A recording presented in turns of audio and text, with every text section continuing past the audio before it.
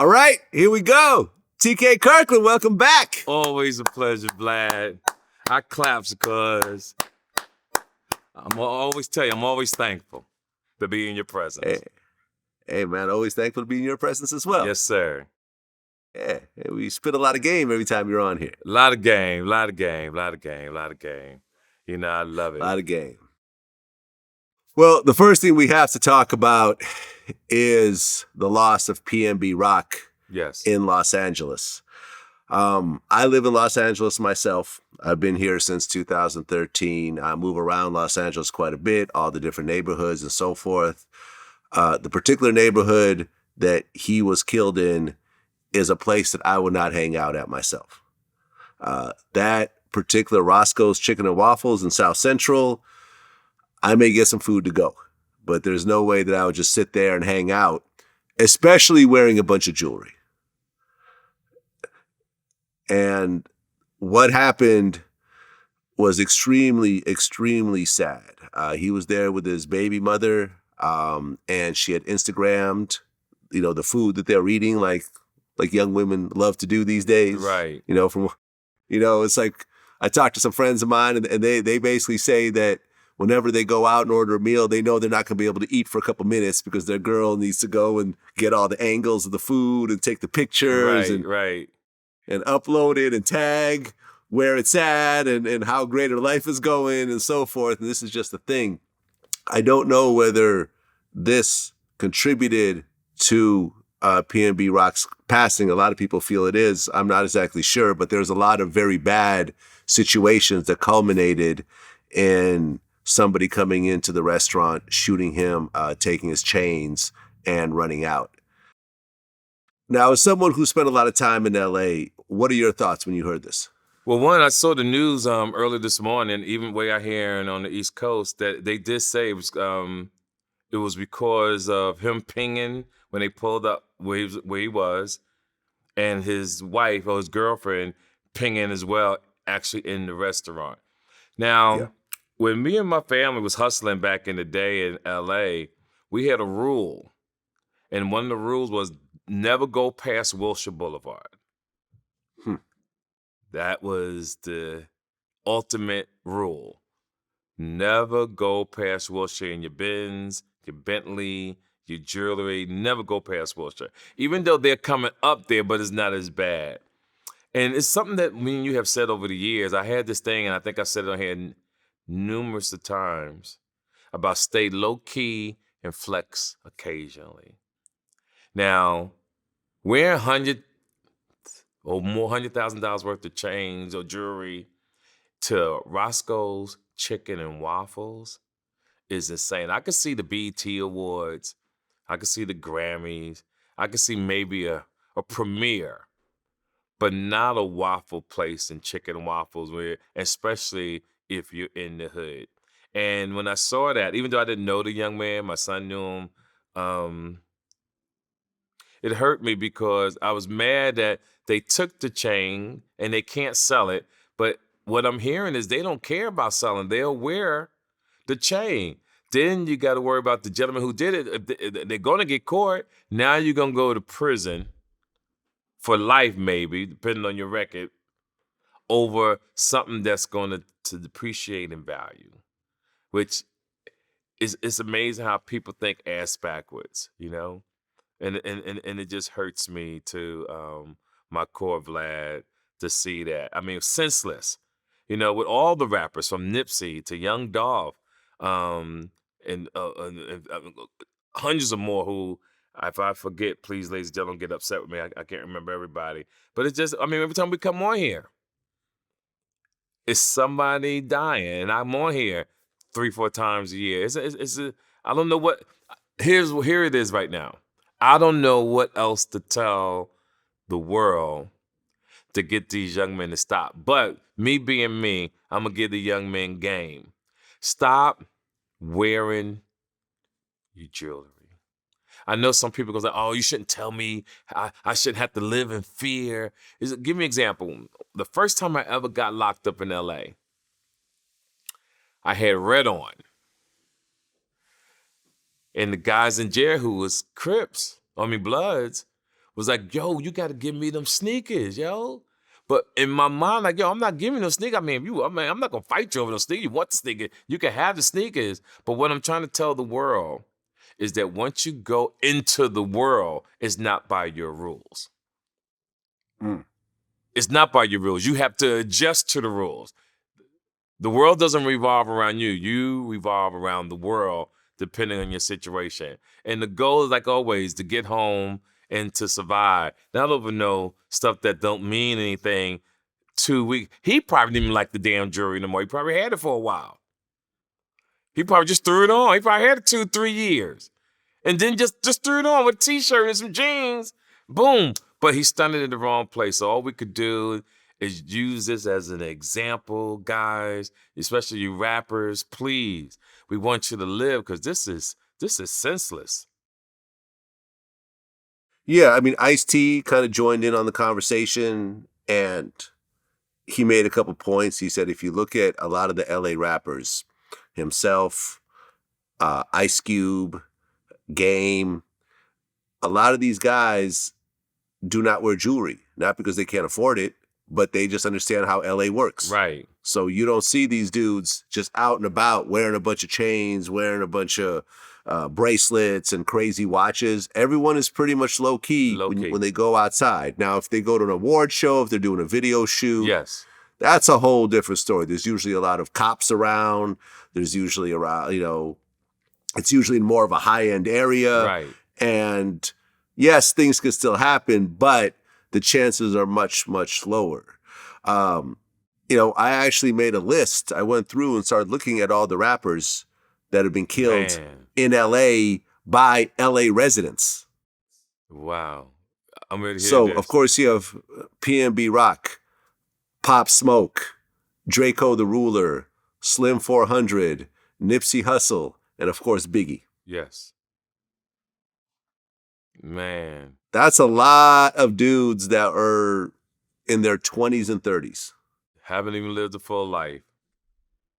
Yeah. I've interviewed 2 of them out of this list. Okay. No, wait. Nipsey, Slim. No, 3. 3. Matter of fact, out of the 6 that I've named, 3 of them I've actually interviewed myself. I don't think that we could talk to the people who are doing the killing. I hope that we could get to them. So we can't get to the people doing the killing. We're going to get to the entertainers. Stop wearing your jewelry. Stop putting your location. Now, if you want to do your location, post it after you leave. You don't have to post it while you're there. Post it after you leave. If you want to do all that. If they show up, you clear on the other side of the state or the country. Post it after you leave.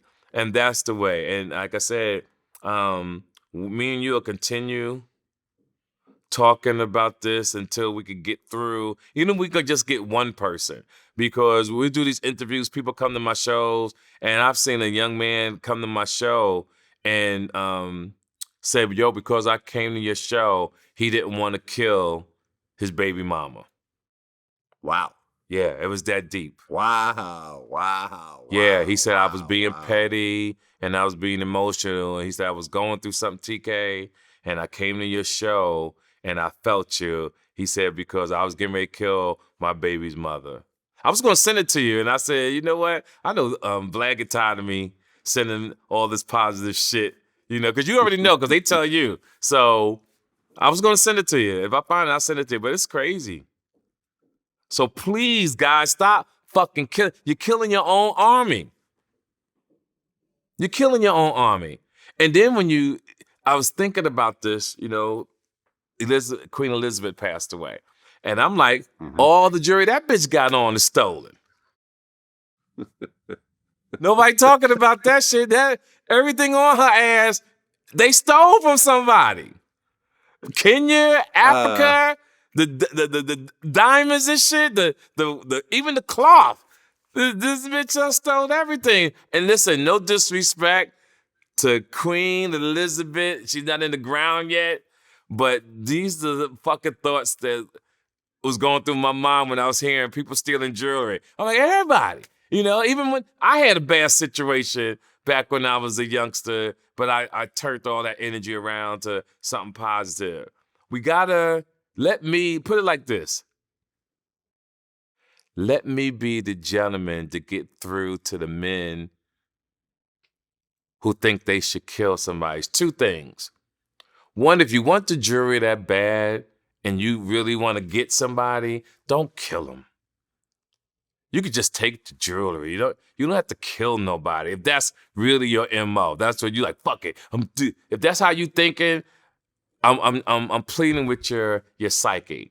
Two, you can work hard and get it. Three, it maybe wasn't meant for you to have. Because Vlad, here's the crazy thing. Let's say they get away with it. In 5 years, the jewelry that they took gonna be in the drawer. Under some underwear. That they ain't even gonna be fucking with no more. That's it. And somebody died over that. You took a father away from his children that was gonna raise his kids. That's another sad thing about it. So, may the pain be champagne. Oh yeah, I had Tony Yayo on here, and he was talking about how the guys who killed Pop Smoke sold his $60,000 watch for $3,000 before they got caught. It's not even $3,000. $3,000. That ain't gonna get you through the month. Yes. Oh, no, that ain't gonna get you through the week. You know how mean you move. That ain't gonna get you through the week. Right. And I remember we just did an interview. Warren Sapp interviewed Michael Irvin out in Dallas, and me and Warren, we were hanging out waiting for Michael to arrive, and we were talking about this whole situation about prison and everything. He goes, you know, Vlad, tell people to look at it this way. Before you go and do a crime that's going to get you a lot of prison time, before you do that, spend 24 hours, go into your bathroom, close your door, and stay in that bathroom for 23 hours. Eat your meals in that bathroom. When you're tired, sleep in your bathtub. Wake up, walk around that small little bathroom. Take a shit in that bathroom and stay in that bathroom after you're done taking a shit. That's right. And for 1 hour, go into your living room and walk around your living room, then go back into the bathroom again after that 1 hour is up. That is what prison is like. Yep. That is what prison is like. And if you're okay with that, then go ahead and do your crimes. But if you're not okay with that, then maybe you should think it over a little bit. And here's the crazy thing that I think.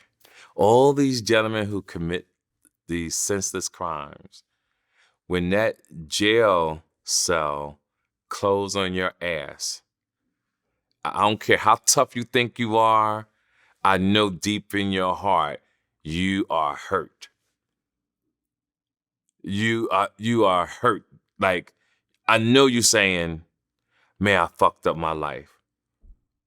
And please, so to anybody that's watching me and Vlad right now, I'm telling you, Vlad's telling you, half the OGs, they always talk about, ain't no OGs teaching us. Like, we teaching them? Y'all just ain't listening. Shit, you not listening. I'm the OG to the OGs. Like, I put it out there, and y'all still not listening. Please, yo, come on now. I don't want to throw my hands up because I'm about to retire soon. So y'all better get this game because I'm getting ready to chill. And I wish you the best. Yeah, I mean, listen, a friend of mine, this hip-hop figure, I'm not going to say who it is because this is a private conversation. He was out here in L.A., and because of what happened, he's paranoid. He's kind of known. People know his face and so forth. So he decided to roll around L.A. with his homie's gun in the car. He gets pulled over. Mm-hmm. They find the gun. He now has a gun charge. Yep. In the best case situation, he's going to drop 30 or 40 grand on a lawyer. Easy. That's the best situation that he's going to go through. In the worst situation, he's going to have to do some prison time or some jail time over that. And we had this long conversation. I'm like, yo, I have security if you ever need someone, I have security. And the type of security I have is usually former law enforcement That's secured. what you're supposed to get. Not your friend, not your Not best your friend. And everyone is going through this whole thing. Like Steven Jackson's like, oh yeah, every city I go to, I check in. You know, I know the gangsters in all the city. Man, listen, before you check in with somebody who you may or may not know, who are going to send someone to you who you don't even know at all, probably. You have no idea who this person is, what kind of shit they may be into themselves. Right. They may be a target themselves in that area. That's right. Why not just spend the money on a former police officer or sheriff? That's what you're supposed Pay to do. that man a few $100s. That's it. They're sitting there with a fully registered weapon. If it's time to pull that weapon out, they have been trained to pull that weapon out and shoot. Absolutely. When the aftermath, when the smoke clears and the police get involved and it's time to take statements, they are not going to run off. Right. And say, I ain't snitching, I didn't see nothing. They're going to go to the police officer, give them a statement as to what they're doing, who they were hired by, why they made the decision. If it's time to take the stand, they will take the stand and they will testify on your behalf. For some reason, we think ass backwards. It's Yeah. And let me just add this, that if that person is somehow presented himself in some sort of law enforcement capacity, he is going to be much scarier to your ops than any gangster who you may have with you by your side. Right. Because no one wants beef with the cops. none. Nobody, one cop will scare off 100 gangsters. That's right. You know, at the That's drop of a right. dime. And then, I ain't fucking with the cops. I ain't trying to have cops around me. Get over that shit. Just get over that shit. You're no longer a street guy. You're an entertainer. You're making legal money. You're paying taxes. Get over this dumbass stigma. The cops don't care if you smoke weed around them. Right. Like, you know, I mean, your security, I mean, your actual security doesn't care if you smoke weed around or whatever. You want them to leave the room. If you want to do something private, they'll leave the room at your behest. But they will protect your life a whole lot better than whoever the fuck you're checking in with. Yeah, I agree with you 100%, Vlad. Like I told you, we think ass backwards. I don't get it. Or just stay out of the area or places you don't need to be. Like, I believe stay out the way. I mean, Dr. Dre used to say way back in the day, they can't touch what they can't see. And this is a fact. Yep. R. Kelly has been found guilty again. Yes. 6 charges. The girl who took the trial, took the stand in his first ever trial that he beat, who said that's not me on the videotape, has now come back and said, no, that actually was me in the videotape. And he's been convicted again. Now, he's already been convicted for sentenced for 30 years. So this particular case where he got found guilty of 6 charges, from what I'm reading, and ultimately it's up to the judge, but they're saying that even though the prosecution might ask for this time that he gets to be served consecutively, chances are the judge is going to have it run concurrent. Okay. So unless he gets 35 years or 40 years, chances are he's just going to do the same 30. Okay. When you look at this whole situation with R. Kelly and what they're doing to him and everything else like that, and where he's at right now, how do you feel? I'll tell you a story. Shout out to Shaquille O'Neal. I'll tell you this. Back in 1990, I had a little situation. It was all on the news and everything. Everybody else wanted to know my business, but Shaq said to me, are you okay? That's what he said to me. Are you okay? My life experiences is I try not to kick someone while they're down. Like, my thing for R. Kelly is I really wish that brother well, and hopefully he can come back and have a life out here after this all said and done, because there was just too much out there on him for him to beat this case.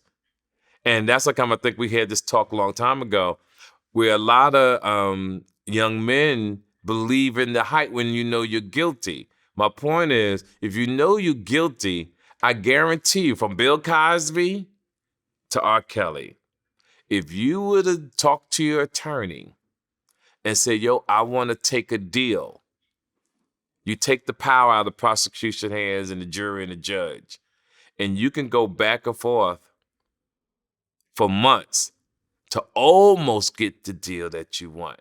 And I guarantee if he had an attorney that thought outside the box, he probably would have got 20 years, registered as a sex offender, but been on the street. But what these young kids don't understand, and people who believe in their story, once you go to trial, they're adding on another 10 because you're wasting the taxpayers' money. And what most people don't understand here, somebody came to him with a deal. Probably. Yeah. They always come with a deal. So say you're guilty and we'll do this. And I'll get in my DM after people hear my side, oh, you should be a public defender. Because nobody understands what the fuck I'm telling. They think I'm telling them this shit because I don't know what I'm talking about. You gotta take the power out their hand if you get in trouble. Take the deal because you're going to jail. I'd rather for you to do 20 than to do 30.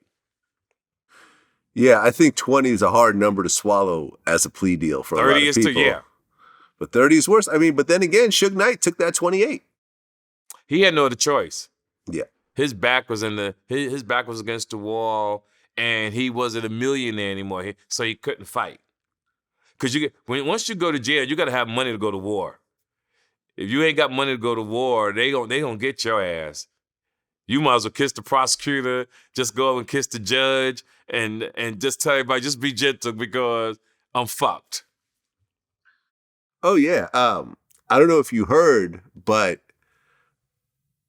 his lawyers ended up getting arrested. Suge Knight's lawyers got arrested. I saw that. And because what had happened was Suge Knight got approached by a guy while he was sitting in jail who basically they made a deal for this guy to lie and say that he saw a gun at the scene, and that's why Suge Knight, ended up having to panic and driving over the dude and ended up killing Terry. And they were working out money. The lawyers were involved in basically paying this guy off to lie about the situation, not knowing that the guy was actually in the sheriff's office and he was a paid, informant. Well, he was an undercover informant pretending to be who he was. And when all that came out, they had all the recordings and everything else like that. Both lawyers got arrested. One of them pled guilty. He lost his law license forever. He's got 5 years probation. The other one is still dealing with the case and so forth. But yeah, a lot of people just think oh, whatever, man, I got money. I'll just pay off whoever. I'll get whoever, this, that, and the third. These days, man, with all the recordings and all the surveillance and so forth is crazy. I remember, for example, the YSL RICO case that's happened in Atlanta. One of the guys, this journalist who's been basically following the case for us, George Sheedy, said that there is something in the jails called a stingray. A stingray is a machine that they put in the jail that basically sits between all the cell phone signals in the jail and the cell phone tower. Any cell phone, anything that comes through in that area, whether it's a phone call, whether it's a text, whether it's an Instagram post, will be captured by this machine. And then they can go through and see exactly. So all the little burner phones that people have, they now have a way of tracking all that shit. So all that shit that you're doing with a burner phone in jail, just know that the police probably have everything that you've ever said and texted. Oh, it's a wrap. And what was crazy, I saw on, I think the first 48, white guy had killed the girl. It was a white guy. And he was about to be sentenced. An attorney said, Your Honor, it's a young white, young man still got his life ahead of him, blah, blah, blah. They thought they was going to play the white card. And the judge said, we heard all his recordings to his mother. And he actually said, he told his mother asked him, you think you're going to get some time? How much time? And the young boy said, Ma, I'm a young white boy in America. All I have to do is just cry and they'll let me go. And the judge said that right before he sentenced him. Yes, he did. Wow. So technology, everybody, is catching up. And most of you young guys is in your 20s and your 30s. And I'm here to tell you, if you can hold off a little bit, you will change your way of thinking to become a better man. I've been there. Trust me, I've been there. You can change your life around and have that thing I call success. You hear that in the background, Vlad? Do you hear it? What's that? That's I hear it. success. That's called peace of mind. That's called peace of mind. When you got peace of mind, that is the definition of success to me. Well, yeah, I mean, we had talked about the YSL RICO case. Young Thug has been denied bond for the third and final time, which means that he is going to sit in jail until the trial. Right now, the trial is set for January 3rd. But according to George Sheedy, the journalist, he said that he doesn't see any possible way that this thing will go to trial at that point. He expects maybe the middle of 2023. Okay, so now why? Well, there's a few different reasons. One of which, one of the main guys that's in the case, the one who shot up Lil Wayne's tour bus some years back, has not been caught. He has been on the run the whole time, so there are serious concerns about witness intimidation. Also, a lot of stuff in the paperwork and so forth, they feel that if these guys were out, there'd be further witness intimidation. There were some threatening text messages and so forth that they found, where he said things like, anyone who goes to court and promises to tell the truth should be fucking killed. And, things like that they have on record now to justify not letting anybody out. Okay. And now you have 28 people who are in this RICO case. Boosie said a very profound statement. He said, you're not going to shake a bag with 28 eggs and expect none of them to crack. Oh, absolutely. Absolutely. Yeah. 28? Yeah. 28. And the guy who is cooperating, they do have a guy, his name has been leaked through some paperwork and so forth, that he's cooperating. Apparently, and we went through the paperwork, he was there during a lot of the very serious events that... in terms of the murders and the drive-bys and everything else like that. Not only do they ping his cell phone and confirm that he was there, but confirm the phone calls that were made afterwards into a jail, which was probably caught by a stingray, and so forth and so forth. And it's a really, really bad, ugly situation involving a bunch of people who were really on their way to becoming multimillionaires at that time anyways, who didn't have to do a lot of this extra shit. And people like their music. Yeah, that's the thing. That's why I say think backwards. Like, a lot of artists get successful and want to be in a gang. I don't get it. Or do the crime themselves. They in the car with the gun, with the drugs, and get pulled over. I can see whatever happened back to the day where you was 1,000 miles away, and you had somebody work for you, and they had to put it together. Now the cops don't even have to work that hard because they right there on the spot. Yeah, no, it's a mess. We wish them all well, Vlad. That's all listen, me and you, how long we been doing this? About 6-7 years? Yeah, probably longer than that. Probably longer than that. Yeah, probably 8-9. Yeah. We've been telling the world what to do since day one. And it's not like they don't see this. Our numbers on here is in the millions. And we are all over the world. And me and you talk about this all the time. Like, it has to go through your mind, and people listening, you got to spread the knowledge. You got to say, I saw this on Vlad. We shouldn't do this. The jails is packed. Yeah. And look, you and I, this whole time that you and I have been doing interviews, neither one of us has been locked up or went to jail or arrested. No. Or anything else like that. And look, I have issues with people. I got people who talk shit about me and call me out and say some foul things about me. I got people out there that'll go beat someone up or shoot somebody or whatever. It's not that hard to find someone like this to do it. That is a very easy skill set out there. Right. You put out a job application, you'll have a lot of applicants for someone that will just go and do some dumb shit for you. Oh, absolutely. But I've understood from a very early time that it's hard to get to a position like this, and it's easy to get out of it. Yes. It's easy. It's easy to have it all tumble down in a split second. Yes. Ice-T said it best. He said, we all know how much money we have, but we don't know how much time we have.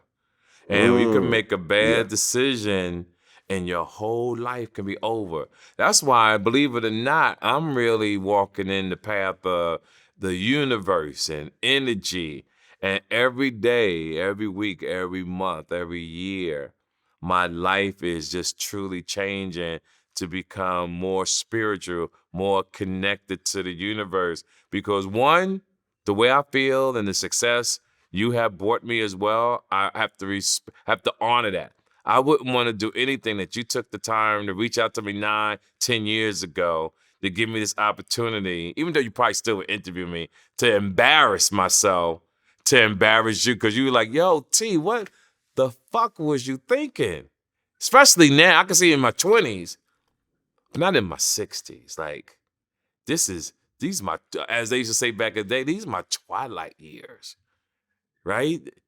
And people come at you all different kind of ways, but I truly avoid everything that comes my way. I remember one time I got hit in the head over a female, had staples in my head. And a lot of people don't know, they thought I was going to do something, but I had been on probation so long. And shout out to Margaret, that was the judge in downtown, at One Center, downtown Manhattan. White judge named Margaret. When I say this woman put fear into my heart, whenever I think about doing something wrong, I think about this woman because she wanted to send me away in New York State for a long time.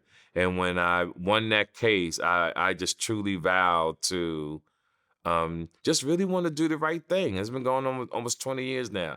Just really want to do the right thing. And I'm here whenever you call me, and I know when I come on what we're going to talk about, I will say this. I said it on the last interview. I will preach until I can't preach no more to these young men about doing the right thing. And hey, now we got the women picking up the traits of the men. The women are doing crazy shit. You got some women got more cases than the men. Well, after this YSL RICO case, the Fulton County DA in Atlanta said there's going to be other high-profile RICO cases coming. And lo and behold, there is another crew out of Atlanta called the Drug Rich Gang. 28 members got arrested.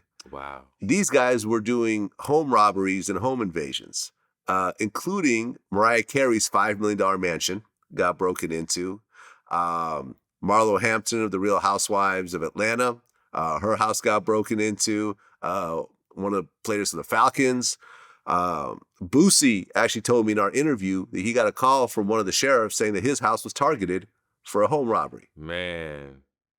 And what had happened was, just like the YSL case, some of these guys are rappers and they're rapping about some of their crimes. The DA, Fonnie Willis, said, I think if you decide to admit your crimes over a beat, I'm going to use it.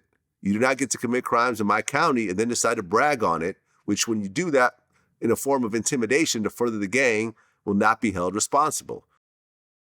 Just one of the lyrics we use in this indictment is, me and my crew striking out, striking it all black, send me the drop, we'll kick in the house. If we steal a car, we're going to take off the tags. Well, they're kicking in doors, committing home invasions, and now I'm using those lyrics that they're admitting to doing that. I'm going to continue to do that. People can continue to be angry about it. I have some great legal advice. Don't confess to crimes and rap lyrics if you do not want them to be used, or at least get out of my county. I saw that, and she's right. Like, it don't make no sense. That's what I was saying earlier. It's something about the youth that thinks ass backwards. When we was growing up, Vlad, you never told your business. It was a time, I remember my parents was going to take us to Disneyland. This is in the 60s. And I think we mentioned something to a young kid maybe next door. My mother and dad found out. They canceled the whole trip. Ain't nobody gonna know goddamn where. That's how it was back in the day. You didn't tell your business. And to the young women who are posting things, your location and your jewelry, and to the guys, I'm not gonna say stop it. Just post it after you leave. And stop posting where you live. Stop posting your car. Stop posting all these things that give people idea who don't have anything, or people who are jealous of you, all right? If you're an artist, a rapper, be the fucking rapper. Work hard. I said this to you before. The role to follow in the rap game is Drake. Drake should be your blueprint to the T. Hard worker, hard worker, hard worker, security team. Bottom line. And he keeps his business low key. You know he fucking everybody because he'll talk about it in the songs later. But you don't hear his business. You don't hear his business. Hard worker, hard worker, hard worker. Everybody, I don't know what else to tell you. Drake is the man you should follow in this game called rap. I know some of y'all don't like that brother for whatever reason, but he's successful. He's doing his thing. And it's not about how much money you have. I always teach people that. Sometimes you follow people for the wrong reason. I just got a feeling that Drake just has a great character as a person. This is just my take on it. He's just his character. Because as you get older, it's not about the money. I saw that Kanye West is the richest rapper in the game, $6.6 billion, like 5 times more than Jay-Z and others. But no disrespect to Kanye.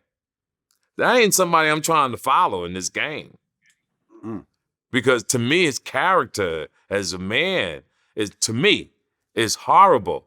And social media, we wake up following the wrong people. That's why people always say, oh, this fucking world is crazy. You got to follow spiritual things on Instagram. You got to find people who do motivational speeches on Instagram. You got to follow people that teach you about traveling to different parts of the world instead of Atlanta, instead of Miami. You understand? It's people in that world that can show you so many great things. Follow people who can teach you about your credit. Follow people who could teach you about an LLC, an EIN, how to set things up and put in your kids' names just in case when you pass. I mean, these are the things you should follow on Instagram. Not women shaking hands. Wait a minute. I was going to say not, but every now and then you got to take a peek at it. Some of these girls are beautiful. You got to take a peek. But keep it moving. Get things in your life that make your day feel amazing. Oh, yeah, no, you make an excellent point. I didn't really think about that. Kanye can get away with what Kanye gets away with because, number one, like you said, he's a billionaire. Yes.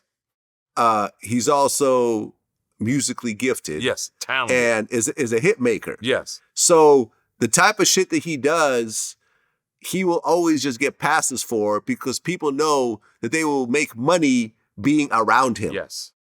Right? Yeah. Now, if you decide to follow in Kanye's footsteps and do some of the dumb shit that he does, like, for example, if you want to terrorize your baby mother the way that, Kanye's been terrorizing Kim Kardashian, in your case, you'll probably get a restraining order. You will probably lose custody of your children. Yep. You might go to jail for harassment. Yes. Nothing good will come of it. It's not going to get shrugged off in the same way that a Kanye is. So you're right. You could follow Kanye's music, but his character is questionable, to say the least, to say it nicely. Right. And to everybody, I want you to understand something about character. Doesn't mean Kanye won't grow up one day, because he's still a child to me. To the people who say, oh, he might be hating on Kanye. I'm in my motherfucking 60s. I know what a character of a man is supposed to be and how you're supposed to move. And when you're a man and you have the platform that some of these great people have, fuck the money. There's people in your neighborhood that's doing stuff in the community, that's doing stuff. You don't pay attention to them because they don't have the flashy jewelry on. They not driving the Bentleys.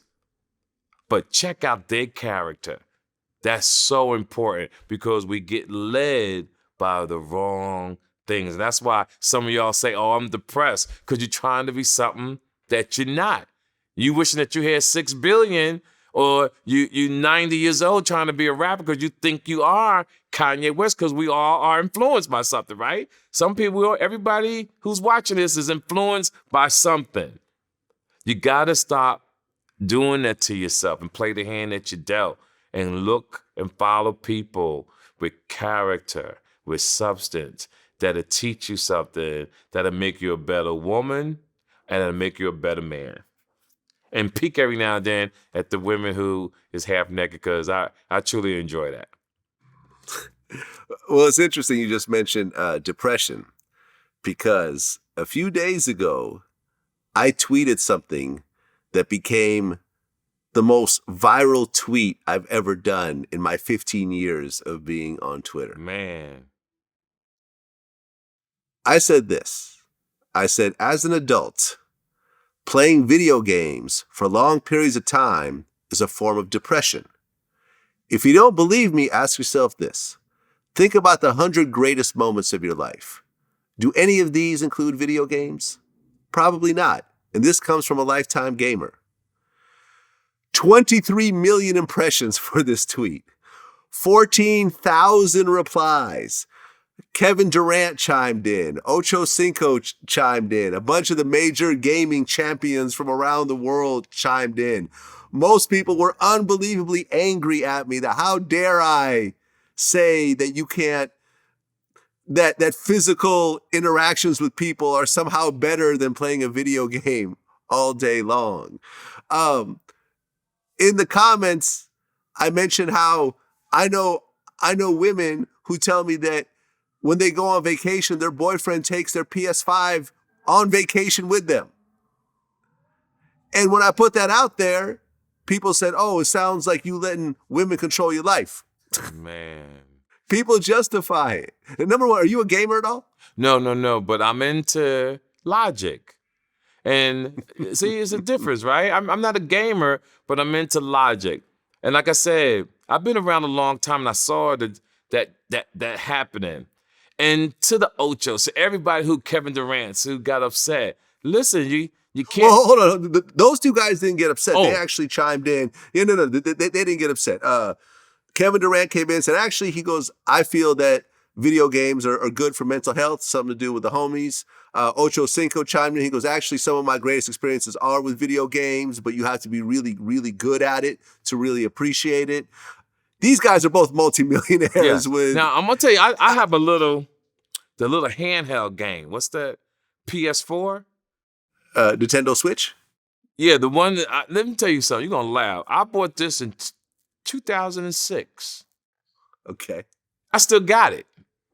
When I'm chilling, I might play a basketball game and I'm undefeated. Like mentally, that gives me so much positiveness that I can beat this damn machine, right? But I was around long enough to see how the world changed.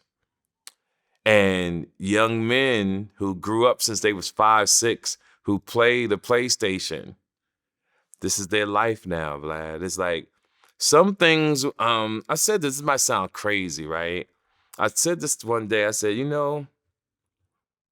this is why people have to die. Watch where I'm going. This is my philosophy. Sometimes we have to die because our mindsets are different and change has come along, and we'll call dinosaurs in a sense because of the way that we think. 60, 70, 80 years ago, you'd have never seen a black man dating a white woman without getting lynched.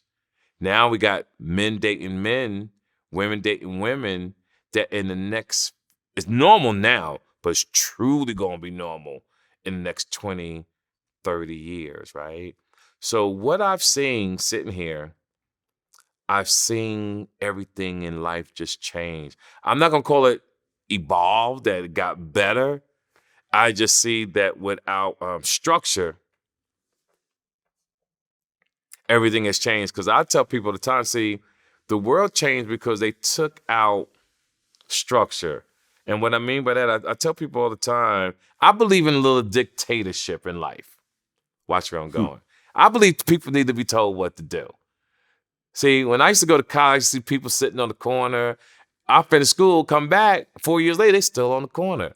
So I believe everybody needs to be told what to do. And here's my examples to prove that I'm right to the people who might be saying, ain't nobody gonna tell me what the fuck to do. Floyd Mayweather was told what to do since he was 5. Became the greatest boxer in the world. The Williams sisters was told what to do since they were kids and became the greatest tennis players the world has ever seen. Tiger Woods was told what the fuck to do since he was a kid. Michael motherfucking Jackson was told what the fuck to do and became the greatest entertainer in the world. I rest my motherfucking case. If that ain't enough examples for you, I don't know what to tell you. Yeah, no, people like to really feel like no one's going to tell them what to do, that no one else's opinion holds any type of weight. They look at someone who's older than they are and think that we're just outdated and don't know anything. That's so true. But I'm going to tell you this. When I look at the top 100 moments of my life, I can just look at 100 experiences I've had with women alone that a video game can't touch. Absolutely. I could look at I've been to 35 countries, maybe even 40 by now. I gotta count. Okay. I haven't counted in a while. But every country I went to, the first time I stepped off the plane and saw the architecture and saw the people and ate the food and went to the various, tourist attractions and really got into the culture of it all, no video game could come close to that type of feeling. Absolutely. And that's just 2 genres of things that I've done that a video game can't touch, a virtual experience can't touch. And yet people are arguing and saying that I don't know what I'm talking about and so forth. And this really hit a nerve to get this type of traction. Oh, man. 23 million, because people know you go into a zone, you get depressed, you play. How many people, how many guys and maybe even women do we both know that will play video games all weekend, will not leave their house? I can't do that. Get up. I can't do that. I've now, done I know it. people do that. Yeah. I'm not doing that. I don't even like when doing. I've done that, I don't even like doing my yeah. podcast. When I was doing my podcast, they wanted me to be in the studio. I can't, man. I'm a free bird. I got to keep it moving. No. You are really the only person that I will give 2-3 hours of my motherfucking time in one room. Other than that, I'm out. But let's make sure we're clear on this, though, Vlad. Listen. We're not going to say that the people might be wrong or they don't understand what we're talking about. I'm gonna make it easy for everybody. Young men and women, if that's what you do, listen, fuck it. You do what you do. Everybody's entitled to their opinion. You're entitled to your opinion. You want to play games, you don't think it's depressed. Hey, do you? All we're doing here is Vlad voiced his opinion based on his experiences. I co-signed it because I'm older than Vlad by almost 13 years. And I've seen the change that had happened. And I'm not going to say that you young men are wrong. I'm just saying, do your thing. The world is different now. We just see it differently. That's all. And you can't hate on us and you can't say that we're wrong. We're just voicing our opinion. Well, and I also made a very strong distinction in this whole thing because these days a lot of money is being made off of video games and people who play them. Mm-hmm. Now, if you're an esports guy, if you're making $50, $100, $200,000 by playing in tournaments, streaming, getting brand sponsorship deals, I fully support you playing video games all you want. I love the hustle. You've created something out of nothing, and this is a whole new field and so forth. So if you're making money, you quit your job and you're just playing video games all day and making money off of it, like I'm making money off YouTube, whatever. Man, bravo. Keep doing it. Do it even more. I'm talking to the guys and girls who have 9-to-5 jobs that come home. Man, someone told me I play 6 hours a day and I see nothing wrong with that. And I said, okay, let's take a look at your life. You sleep 6 hours a day, to be conservative, maybe even more. But let's just say 6 hours a day you're sleeping. You have 18 hours left. A third of your life is spent playing video games. A third of your life with nothing to show for it. With nothing to show for it, except that you won this little tournament or you got past this one part and so forth. You're gonna turn around, and so many people DM me and say, man, thank you so much. Like, I've wasted so many years of my life with these games with nothing to show for it. Nothing to show for it. Have something to show for it. And I'm old enough to say to you, Vlad, that you're right. I'm old enough to say to you that you're right on young men wasting time. I'm old enough to say that you're right about young men trying to be drug dealers when the markup is only 6%, that you will risk your life for $2,000 to $3,000 on a key, because that's all you're going to make unless you are the connect, which you're not, to either, if you lose it, to get murdered or get ready to go do a bid. Like the science and everything that you said, from wasting time to being a so-called drug dealer. And what he's trying to say, ladies and gentlemen, is, like I said, you need to be told what to do, because y'all have wasted so much time with your lives that if you study and watch documentaries, if you take the time to read, if you follow the right people on Instagram that'll teach you about certain things, you will find out that 90% of the population is not prepared to be old, not prepared to live a decent life, not prepared to have a roof over your head. So when I hear people complain about gentrification, you know what I tell them? You knew they was coming. You think it's a fucking game? You think they playing? They not playing. They gonna move your ass way out because you didn't see it coming and you was fucking around. You out here wasting time. You don't have life insurance. You don't have dental insurance. You don't have renter's insurance. You walk up to a woman knowing that you don't have money, so you become this habitual liar. Because every time I see a man with a pretty girl, you know what I say to myself? That motherfucker lied to her. I wonder what kind of lie he has said to her. Because eventually she finds out that the motherfucker was liar. And then sometimes the women are fucking liars. So listen, Vlad, I salute you, man, because they can get pissed all the fuck they want. I'm here to tell everybody the man is right. Stop wasting your time, because guess what? Now you're in your 40s now, right, Vlad? I'm 49. Actually. Okay, right. Didn't your 40s fly by? Yeah, they kind of did, actually. That's my 40s, point that I'm 40s, saying. Actually, that's a great point. You're right. It flew. And ladies and gentlemen, I'm trying to tell you, in a blink of an eye, if you live long enough, you'll be in your fucking 50s or 60s. That's all I'm going to tell you. You play if you want to.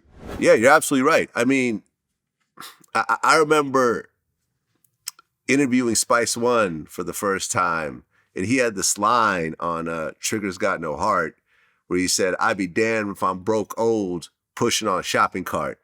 And that line hit me so hard that I said, damn, I never want to be. Everything I've done has always been thinking 2, 3, 5, 10 years in advance.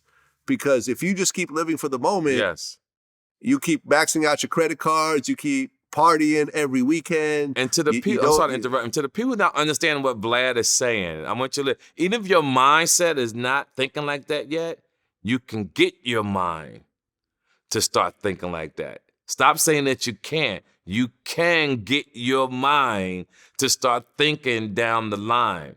You understand? These things is important because you young men, you're going for the easy grab. You're pulling in young women who easy to fuck, right? Don't really like her. Nothing in her. You don't really like that bitch. But she had on a certain pair of jeans and her titties was showing and and you liked her. But I tell every man right now, listen, watching this, look at your girl right now. Look at her. And ask her, baby, give me $10,000. Ask her. Some of y'all not even looking at her because you know the bitch ain't got it. And I'm not trying to put the women down. I'm saying you're really not ready for this shit called life. That's why so much fucking confusion out here. I travel the world every fucking day. I see you walking down the street. I see women pregnant at the bus stop. I see young men walking around with their pants off their ass and underwear in the airports and thinking that's some fly shit. This shit got to fucking stop, and I'm trying to do my best as much as I can with Vlad and all different platforms if I can. You gotta start listening. And you know what, Vlad? Some of them do listen. When I'm in London, like I said before, when I'm in Rotterdam, Birmingham, Germany, Dubai, they because of VladTV. They're like, yo, you and Vlad, oh my God, you guys changed my way of thinking. So my point is, we could have millions of people disagreeing, Vlad, but even if we just got 1,000 or 2,000, because you know who really listen to us? It's the young kids. It's the ones that's 22, 23-year-olds, 23-year-olds that really walk up to me and say, yo, you like my uncle. Thank you. So we can get them, because everybody else pretty much got their lives and move it a certain way. But we can get them young kids, to start doing right and listening to our program. Listen to our episodes when I come on here with you. Listen, when this airs, we're going to change somebody's way of thinking, and we're going to save their life. I don't care if it's one person. We did what we're supposed to do. I mean, look, at 49 years old, I now work when I want to work. I do interviews with people I want to do an interview with. If there's an interview that crosses my desk that I feel I don't really want to do, I have people that I'll sign it to. I'm still working because I like fly shit. Right. I like designer clothes. Yep. I like jewelry. I like to fly first class. I like to eat at whatever restaurant I want. That's right. But actually, I could stop working right now and I could retire pretty comfortably. As long as I don't go crazy and splurge on a bunch of shit, Yes. I'm fine. I'm fine for the rest of my days. Right. My family is fine for the rest of my days. Yes. I plan on leaving behind a significant amount of money for them. Yes. At this point. And I'm not sitting here, but it wasn't like this 15 years ago. 15 years ago when I launched VladTV, I was somewhat on the edge. Right. I didn't know, I couldn't go a few months without working and thinking I would be okay. Right. And a lot of that was just long-term planning of, okay, I'm not taking the short-term money. I'm not doing certain things. I'm going to do things and build a business and build assets that will continue to make money over time. Right. So I know by the time I hit my 50s, my 60s, I've been paying into my 401k every year and maxing it out as much as I could. So at 65 or 63 and a half, whatever, I could pull it out tax-free. Right.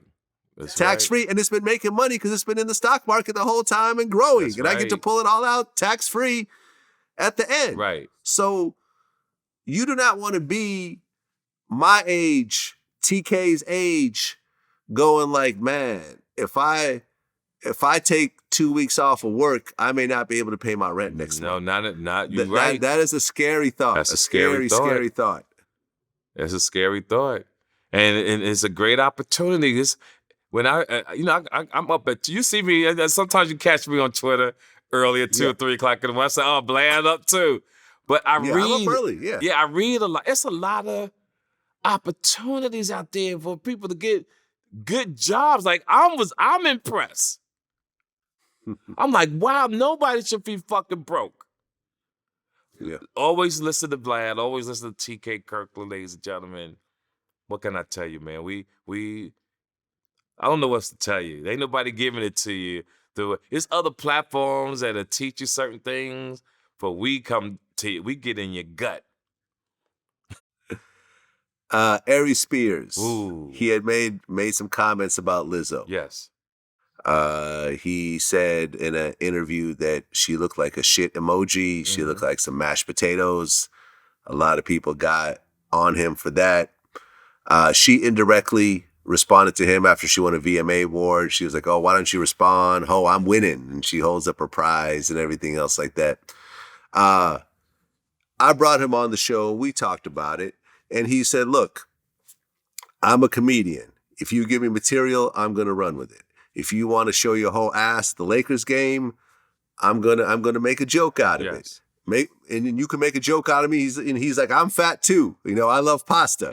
You could, make jokes about me also. My feelings aren't going to be hurt." But a lot of people were upset over him and so forth. When you saw that whole thing, play out, what'd you think? Okay, I'm gonna tell you how I really felt. I said, that shit beneath me, Vlad. That's what I said. I'm really that dude, yo. When I saw that, I didn't even have a response for it because I consider myself a grown fucking man. And I don't pick on people unless you're right in my audience. Not to knock Aries, if that's how you want to roll, you roll. They're children to me. These are kids to me. That's what you want to. I don't. Remember how when we was older and your parents say stay out of grown folks' business. See, I'm grown. You see, I'm really a grown man, and I hang out. I know I look young and try to stay fly, but I'm really a grown man. But if I truly had to give an opinion, I would say that Aries Spears is entitled to say what he needs to say, and Lizzo is entitled to respond the way she wants to respond. Now, I'm a G. I would like to take Lizzo out, to be honest with you. I like to take her out, sit by the pool, sit and massage her feet and talk to her. I don't want to fuck her. I don't want to fuck her. I had enough pussy in my day. I'm a snuggling type nigga now. I like for a bitch to rub my kneecaps. I like to hear my cartilage crack. If you can crack my knees like a safe, bitch, I'll escort you to the award show. And I say the word bitch on stage. That's because that's my world, and I never want to offend women. But I always, and we were supposed to do this with Kevin Samuels back in the day, and to all men. I know some men grew up thinking that you're supposed to be disrespectful to women, but I truly believe in opening their door. I truly believe in being a gentleman. But at the same time, ladies, you can't come off more tougher than the man that you're dating. You still got to be soft. You still got to be gentle. Yes, you still can run your company. The women get their attitude changed, and they'll say, "Well, I have to be this way because I'm paying all the bills. I have to be this way because I'm a leader." Yes, you still can be a leader. But when we deal with each other, let's be soft to one another. So shout out to Lizzo, if that's what you do. But, go get your checkups, though, Lizzo. It ain't a game out here. Let's talk real facts for a second. It ain't a game. You can eat and all you want. There's a thing called diabetes, a thing called high blood pressure. There's a thing called aneurysm. Most people think when you get an aneurysm, it's always in your brain. But sometimes that's how Tommy from Martin died. He had an aneurysm in his stomach. You got to get your health. What I did over the last few years is I used to go to the doctor once a year. Then as I got older, I went every 6 months. Now that I'm older, I go every 3 months. But I got the insurance. I'm going every 3 months. Now, if I got the the universe think it's time for me to rock out this motherfucker, it is what it is. But I'm going every 3 months because I explain to people that life is a contract. And if you stay healthy, you get to renew your contract to stay here a little longer. Trust me when I tell you that. It's called self-love. If you go get massages, keep a nice haircut, go for walks, have quiet time to yourself, you try to extend your livelihood, because I'm quite sure there's millions of people out here that your family needs you, and you can't slip up because you ate an extra donut. You can't slip up because you drank a big bottle of Patron and had a heart attack. You got to understand your contract with the universe, and your contract with the universe is health. Take care of yourself. And then one day sit around and say to yourself, what have I contributed to the world? Was it negativity? Was it positive? Something to think about. When you sit around and say, what have I contributed? Or did you do it? Nothing. It's deep, isn't it? It's deep when you're thinking about it like that. What the fuck have I contributed to this world? Right. Have you been playing video games for the last 20 years? Mm-hmm. You got to know your purpose. See, I know my purpose on this earth, and I help people. I get a kick out of it. But before, I just used to do it. Now I judge people by character. If I help you, do you have the type of personality that you will help somebody else down the line? Well, Puffy recently said that R&B is dead. Let's read that. Agree or disagree? Well, it's almost, because you ain't got the whispers no fucking more. You ain't got the shy lights and shit. You ain't got love songs. You know, back when we was growing up, we had love songs. You know? We talk about love, like, these young kids don't understand Al Green. Al Green come off with the no shirt with the nappy hair on his chest. And to have the microphone and shit, like, I said, sing, baby, since we've been together. That's the kind of shit we need, Vlad. Or Teddy Pendergrass, turn off the lights. We don't have songs like that no more. I see men walking with each other at the park instead of with a female. Niggas want to get off work and hang with their homie. Not take a girl out on a date. I don't get this. Listen, it's a new motherfucking world out here to me.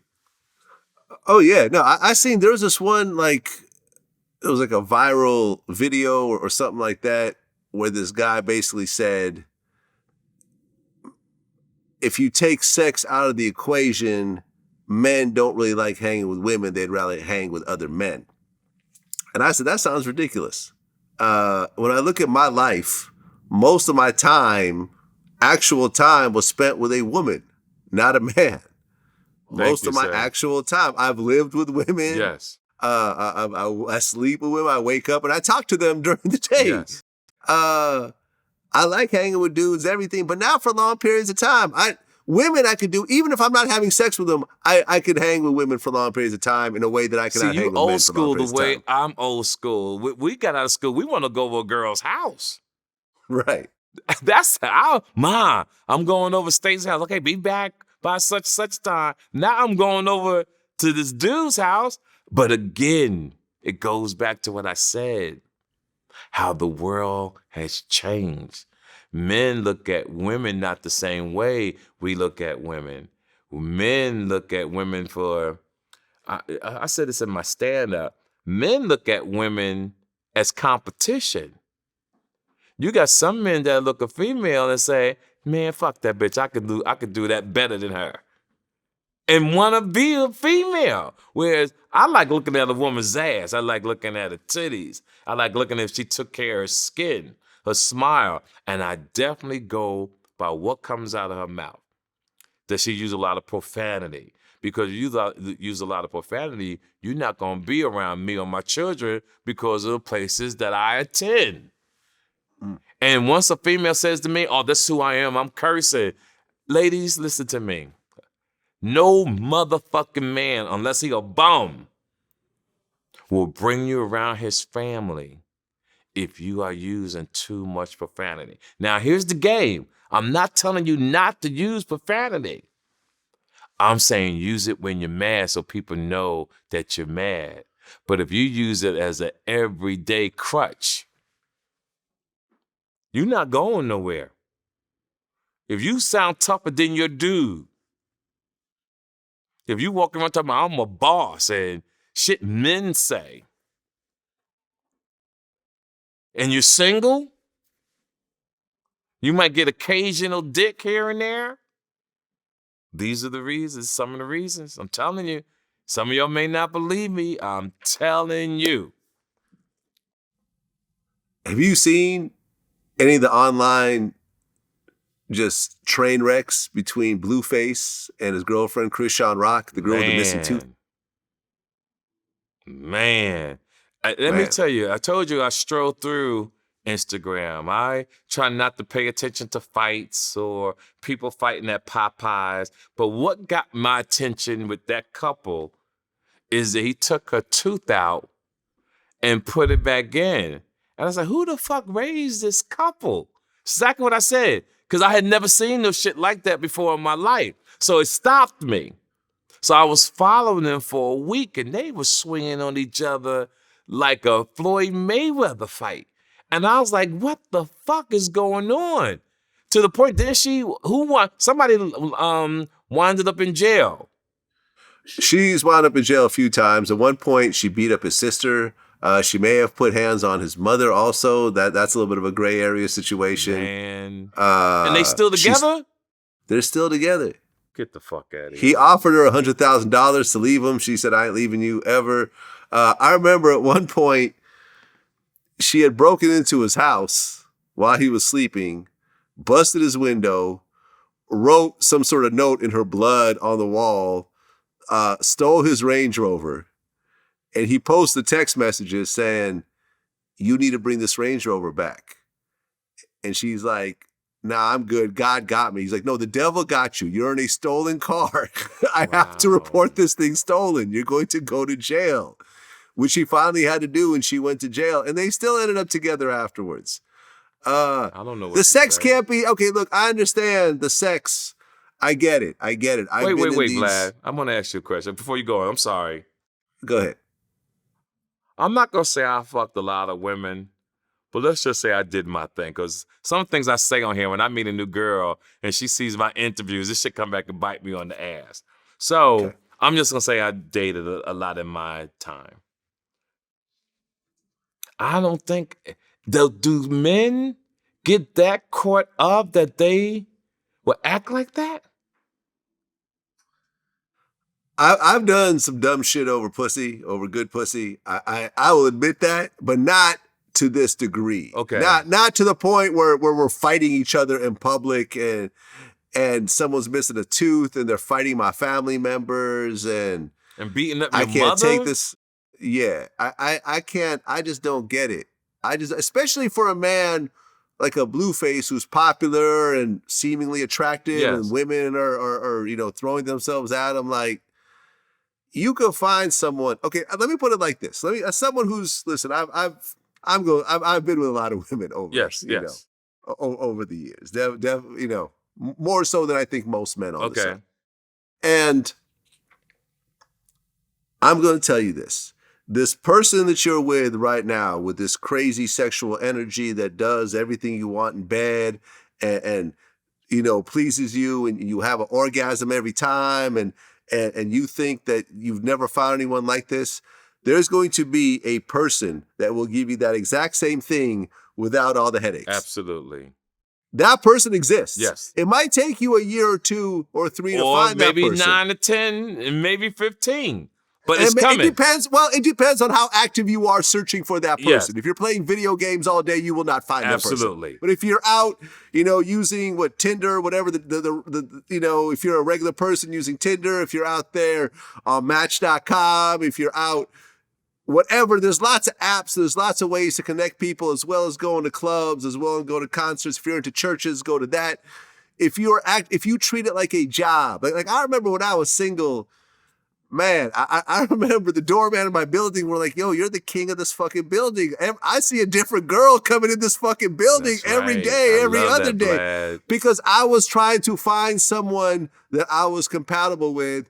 And if I had to go through 100 women to do that, I was totally fine. It's not a bad way to spend your time. Right, that's so true. It's not. It's not a bad way to spend your time. There's worse ways to spend your time than dating a bunch of women until you find someone that you like. And I've had some nightmares along the way, and I admit it, but you could find that person. And don't think that the psychopath that you're with, a woman who's physically, mentally abusive, a woman that does not have anything going on for her, that's always in some sort of drama because she's always financially on the brink of something, and you're not, unless you're providing all the financial backing at that point, in which case that's a different story. But if y'all are just kind of casually dating and so forth, you could find someone else. Yes, you can. And I've also noticed this about myself is that whatever type you have, if you think that's the only type that you're going to like, you just haven't explored enough and been with enough women. So true. Or men or whatever the hell. I agree with you. You know what I mean? Yes.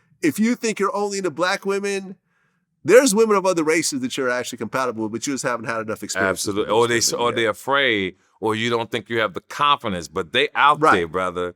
They're out there. You don't have to all the young men who are climbing in women's houses, shooting the father, sometimes shooting the mother, sometimes killing the baby. You don't have to do this, yo. Did you see the girl the other day? She ran the van, killed the old man going into the store and ran him over because he left his phone in the van. She read his text messages. He was fucking with her sister. She got upset when he came out. She rolled the van and hit him, killed the man. She got out the van, went over and started whooping her boyfriend's ass, even though she had ran him over. This is how crazy, man. Listen, man. Look, I've kept this story to myself for probably 20 years or so, but now I'm starting to let it out. Me and Boosie talked about it recently. I was at a girl's house, and her ex-boyfriend pulled a home invasion, jumped in through the window in the middle of the night, and attacked me. Wow. She ran out to leave me to die. Damn. That altercation got so bad that I walked out of that apartment thinking I had killed him. Wow. I thought I had killed him, but he was also asking me if I was ready to die and pretending like he had a gun. So I snapped. And at that point, I just didn't give a shit. But that situation was as close as I got to a murder that changed me forever. And it just showed the insanity of a man. He climbed up. We were on the second floor of her condo. He climbed up the balcony because he had seen my car back. You know, it was like one of those parking spots where it was like, you know, one car in front of the other. Yes. So he knew that someone was at her house. This guy decided to climb up the balcony and try to look through the window. And I opened the window and this motherfucker was staring at me on the balcony. And he jumped in the window and attacked me. This was the crazy shit that I've dealt with. That I've dealt with in my own life. Damn. Yo. And I remember telling the story to Boosie, right? And he's like, oh, I had something similar to happen to me too. Let me tell you my version. You know, he was at some girl's house. The dude, like the boyfriend or ex-boyfriend showed up, started banging on the door, whatever. Boosie opened the door and put a pistol in his chest and said, I'm going to walk out of this apartment right now and you're going to get out my way. And I'm going to tell you what the Lord can do for you. I talk about the Lord a lot. So I'm going to tell you, I got one story too. And this is one rule to young men. If you don't have your own spot or money to go to a hotel, I want you to listen to me right this day, as soon as you hear this interview. If you got a date and a young lady just invited you to her house, I want you to cancel it and say, no, I can't come over there. I don't give a fuck what she say. Oh, it's okay. It's comfortable, because a female will get in a car with you to go to dinner knowing there's a motherfucker looking for her with a gun. So I'm at the casino. A bitch will go eat with you, Vlad, knowing a nigga looking for her. Knowing. Tell you this crazy story. I never told this story. Let's go. I'm in LA at the casino. This when they used to do comedy shows down there in Inglewood, at the track down there. They used to do comedy shows in the room. So met this young lady, went to her house, didn't have sex. I was too fucking tired. About 7 o'clock in the morning, someone's tapping on the window right over where my head is. Boom, boom, boom. A dude walks in, got the braids and 2 kids.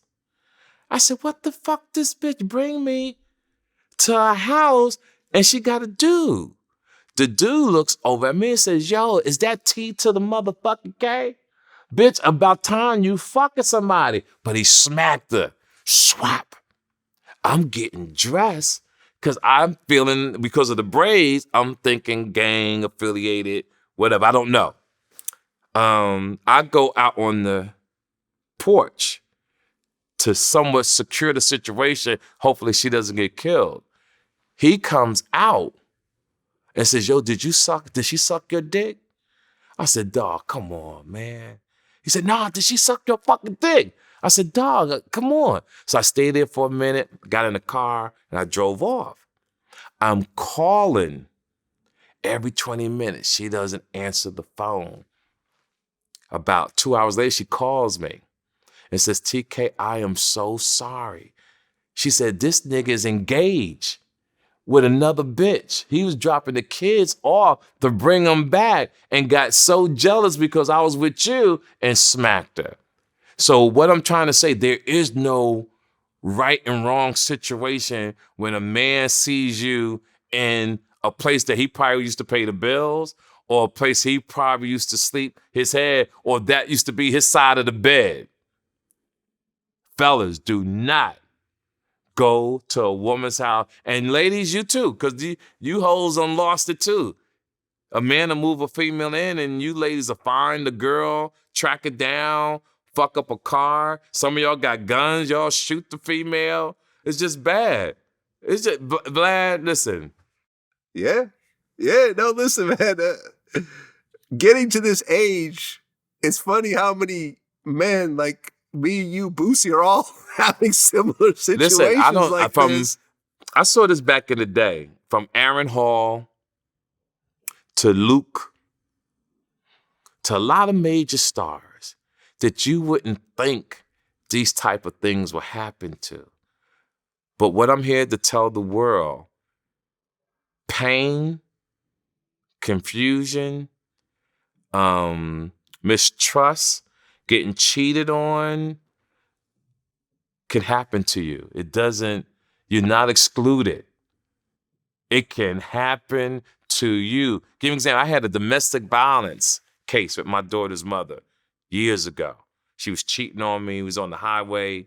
I was chasing her down the freeway, bumped the car. She got out the car, ran. I smacked her a couple times, took the car, parked it. But I went to jail because she lied to the cops and said I did a carjacking. I fight this case for 2 years.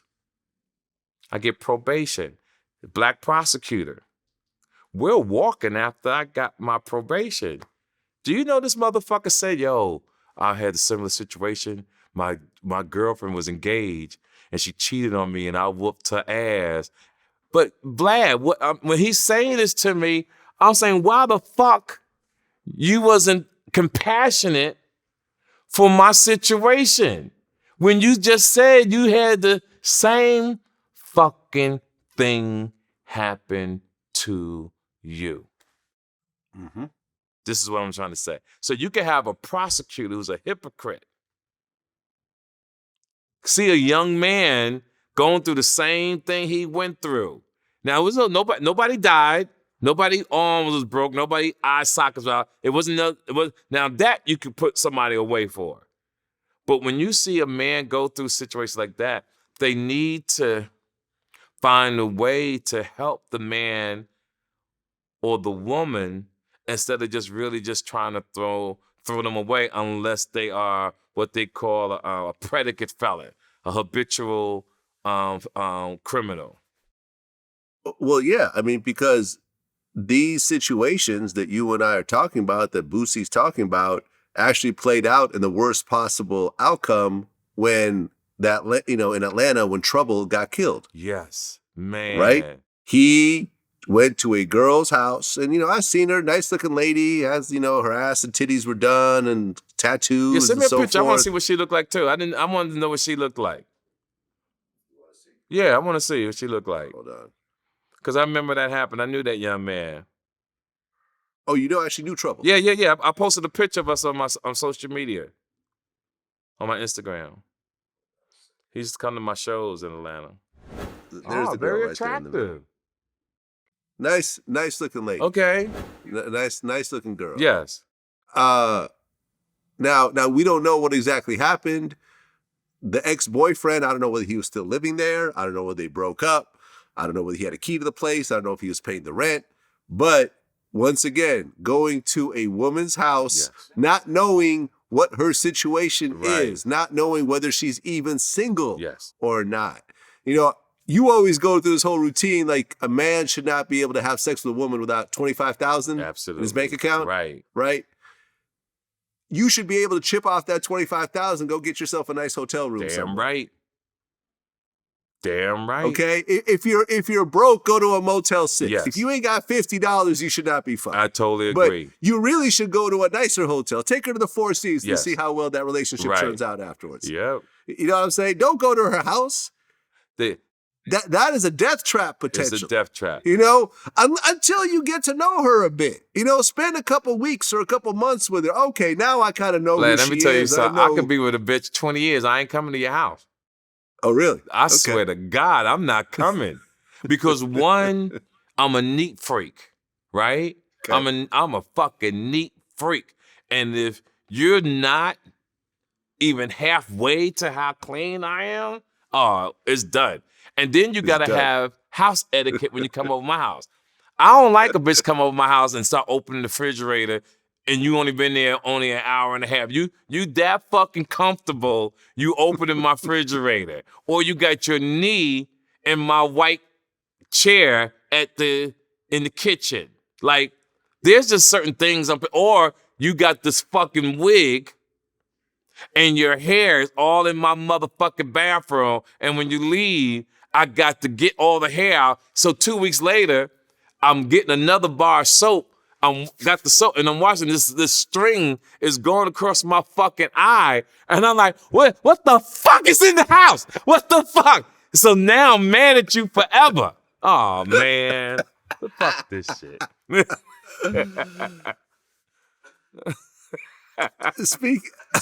Speaking of Atlanta, someone had sent me a DM and pointed out a BMF tattoo that you have. Yeah. I have one. Where is it? It's somewhere on my body. Somebody saw that.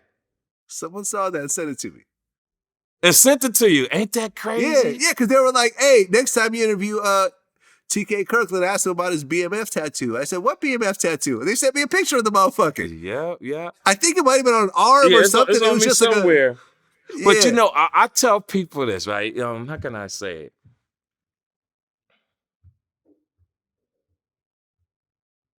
My past is top motherfucker secret.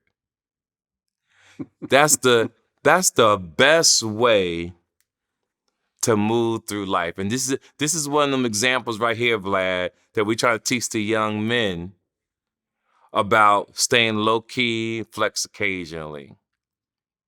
To be honest with you, because some things don't need to be said. There you have it. Right? So I'm 62 years old, Vlad. Man, that's awesome, ain't it? Mm-hmm. 62.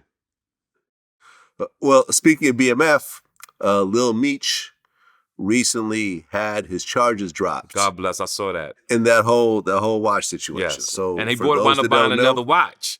He went and bought another watch, yes. Right? So basically the story was, I think we covered this last time, or I'm not sure, but I've covered it a few times. Essentially, Lil Meech went to a jeweler. He had an $80,000 platinum Rolex. He put that as a down payment to a Richard Mille watch, which was about $250,000. He did not pay off the balance of that watch. The jeweler was calling him, trying to get the rest of the money. He was dodging his phone calls. This is all allegedly based on what I read. Mm-hmm. He then tried to go to another jeweler to try to flip that Richard Mille watch into a more expensive Richard Mille watch. Jewelers start talking to each other. He gets arrested. He gets put on $1.4 million bond, and he ends up basically making bail and getting out. Right. ultimately, what probably happened, from my point of view, is that he returned the watch to the jeweler. The jeweler ended up dropping the case. Yes. Dropping the charges, and he managed to walk away from it. A lot of people were like, "Oh, Vlad owes Lil Meech an apology because he talked about that." I don't owe anyone an apology. At the end of the day, you're a reporter. At the end of the day, from my point of view, this was some dumb shit that he did, and luckily he's going to learn from, because a $1.4 million bond. No, let's take it deeper. I'm sorry to interrupt. Let's take it deeper. I'm going to take you somewhere deeper that people don't understand. He really got blessed, and I'm going to tell you why. Because even though the young man didn't press charges, they're lucky the state didn't pick it up.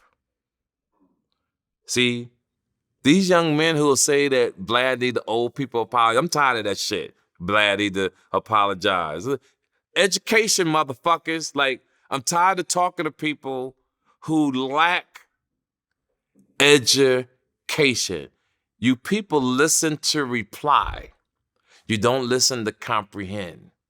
If you start comprehending a conversation, half of y'all would not say the things that you say.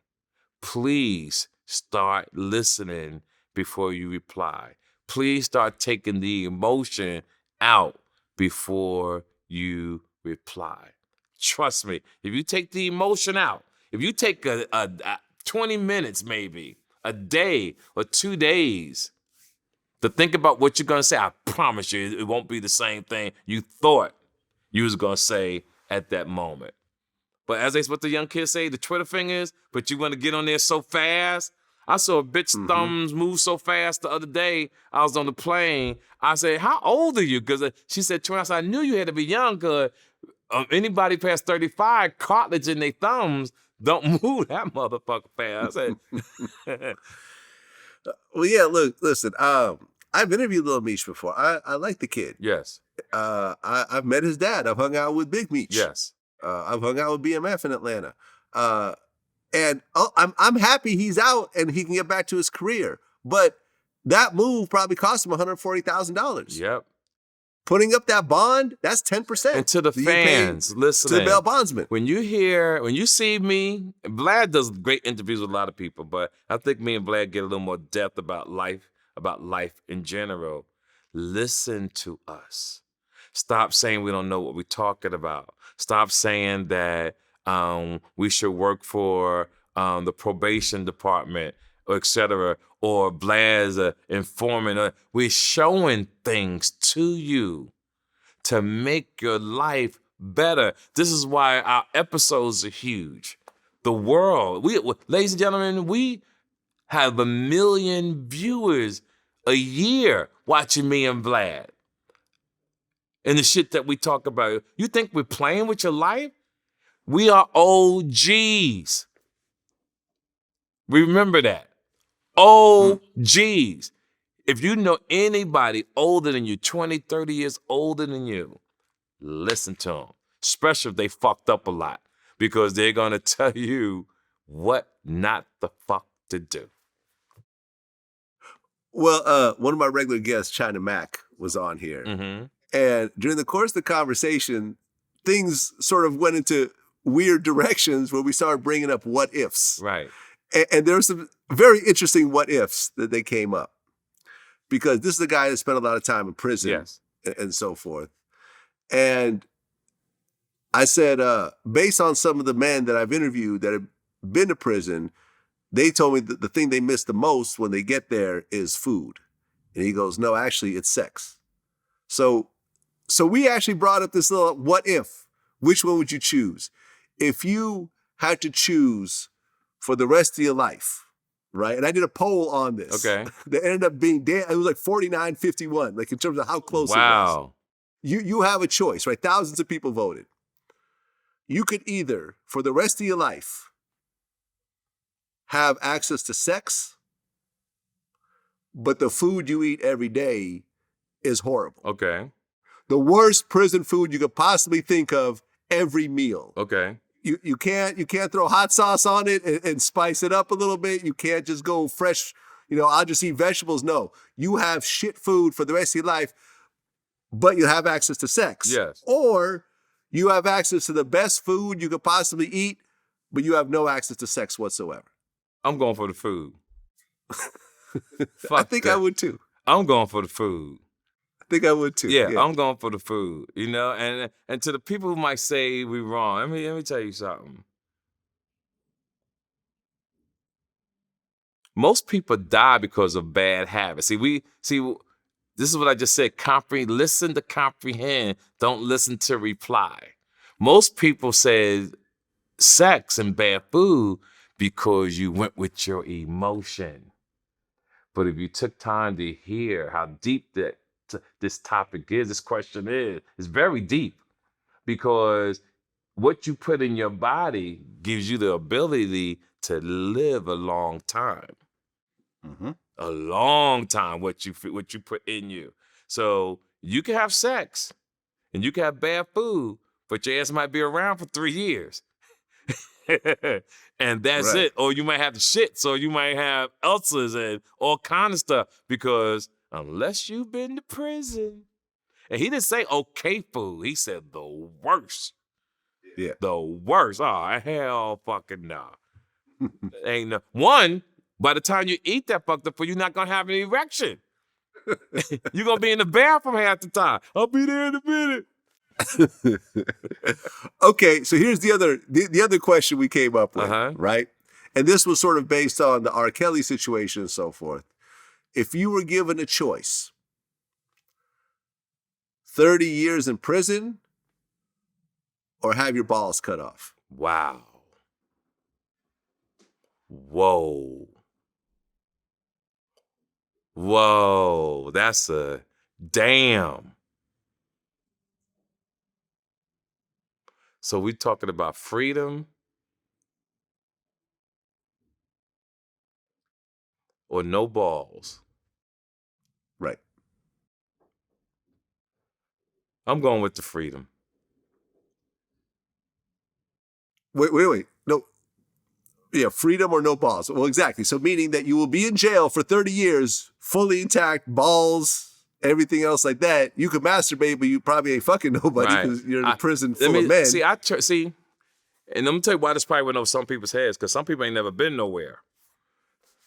When you travel the way we travel and see how beautiful the world is, it's priceless, man.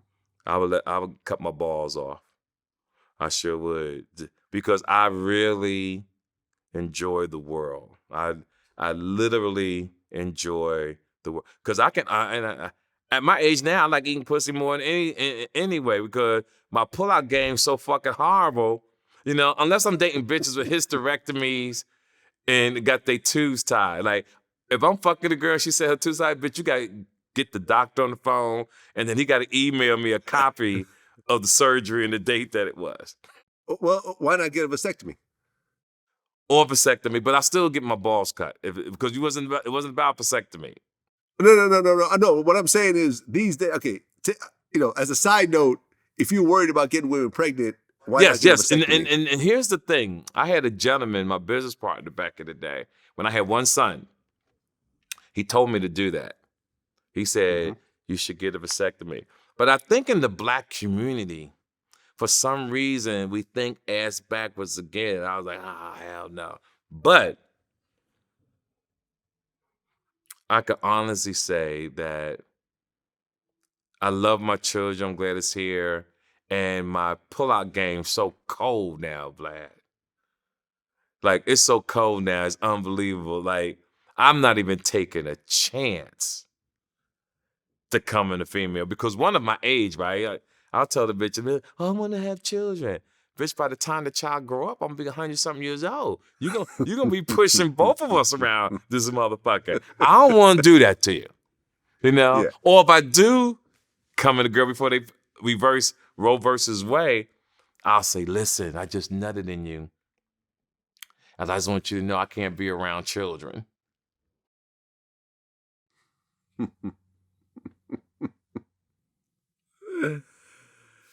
Yeah. Yeah. I vasectomy, no, but To go back to the question, freedom, Vlad. Freedom. All day. So you would cut your balls off. And you also got to think the conversation the two of us are having, 30 years in prison is a life sentence at this point. Oh my God, yes. Right? And I It's just don't, essentially listen, a I've life been there. I sentence. don't want to be around a lot of uneducated men. I don't want to be around people complaining all the time. I don't want to be around bad food.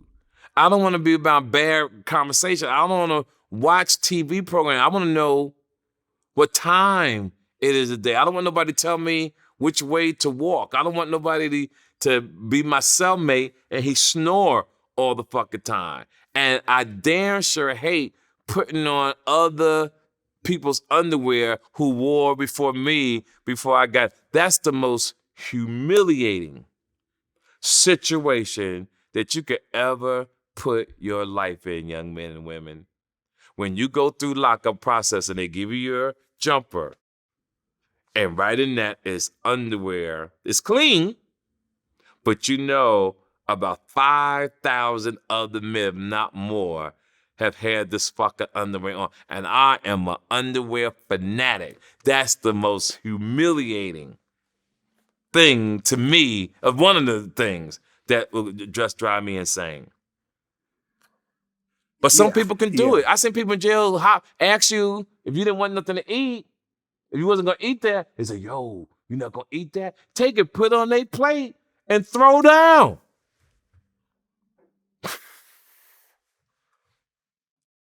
When I leave here, I'm going to meditate and pray. Because I'm so thankful. One of my VladTV YouTube members, Dyson Time, brought up something we haven't talked about before is, did you used to manage Sandra Bullock? Yes. And a lot of people didn't understand. So let me tell you the story. I worked with a company called Artistry Management. There was a gentleman named Tommy Chesterow and David Klingman. Two wonderful gentlemen. I was the third guy part of the team. They had made me a partner of this company because I had brought Mike Epps over. I brought a young man named JJ, a few other more comedians. So I was a partner, and Michael Hall, Anthony Michael Hall, John Lucasamo, and Sandra Bullock. But this is when I was a wreck on the street. I was still in the streets. I was doing crazy shit. So I had to take a low profile and stay back a little bit. But when decisions was made and things was talked about, it was always between me, David Klingman, and Tommy Chesterow. And one of the reasons why Sandra left us, and I'm going to say this and not going to bring her business anymore, when her mother died, her father got into her ear. And that's when she let my company go. And she wound up having her father manage her for a while. Then she wound up getting rid of him, and et cetera. We had to go to court because there was still some payment left to us. But yes, we didn't really make it known then because that's when I was out here just doing a lot of embarrassing things, you know. And when you working with two other white men and you out here doing, call it nigga shit, but they still like you, you can't fuck up the money because it's about business. So I was reckless back then. Well, we had talked about the whole situation in the past of you stealing, was it Charlie Murphy's watch? Yes. When I interviewed Michael Jai White, Yes. and I sent you this clip. Yes, we had talked about it. He said that when he was working on Black Dynamite, Yes. Eddie Murphy was involved during sort of the beginning stages. Yes. He ultimately did not he wasn't ultimately part of that project, but in the beginning he was involved in and potentially was going to do some roles in it and so forth.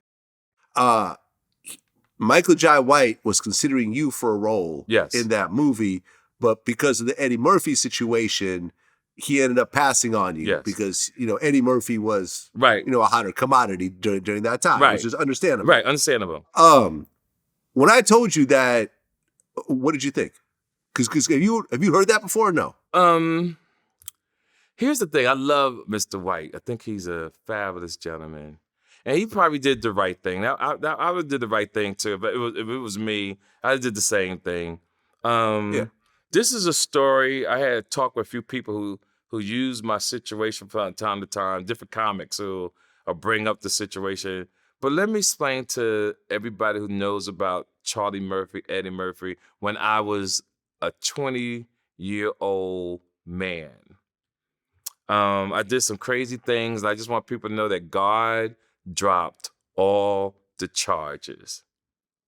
And it was an embarrassing situation when I was a youngster, still embarrassing now.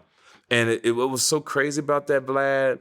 It's amazing. I've been doing this 37 years. I never ran into Charlie Murphy ever again since that situation. He was in the comedy business, right? It's amazing because as a man, I wanted to apologize for what I did as a youngster back then.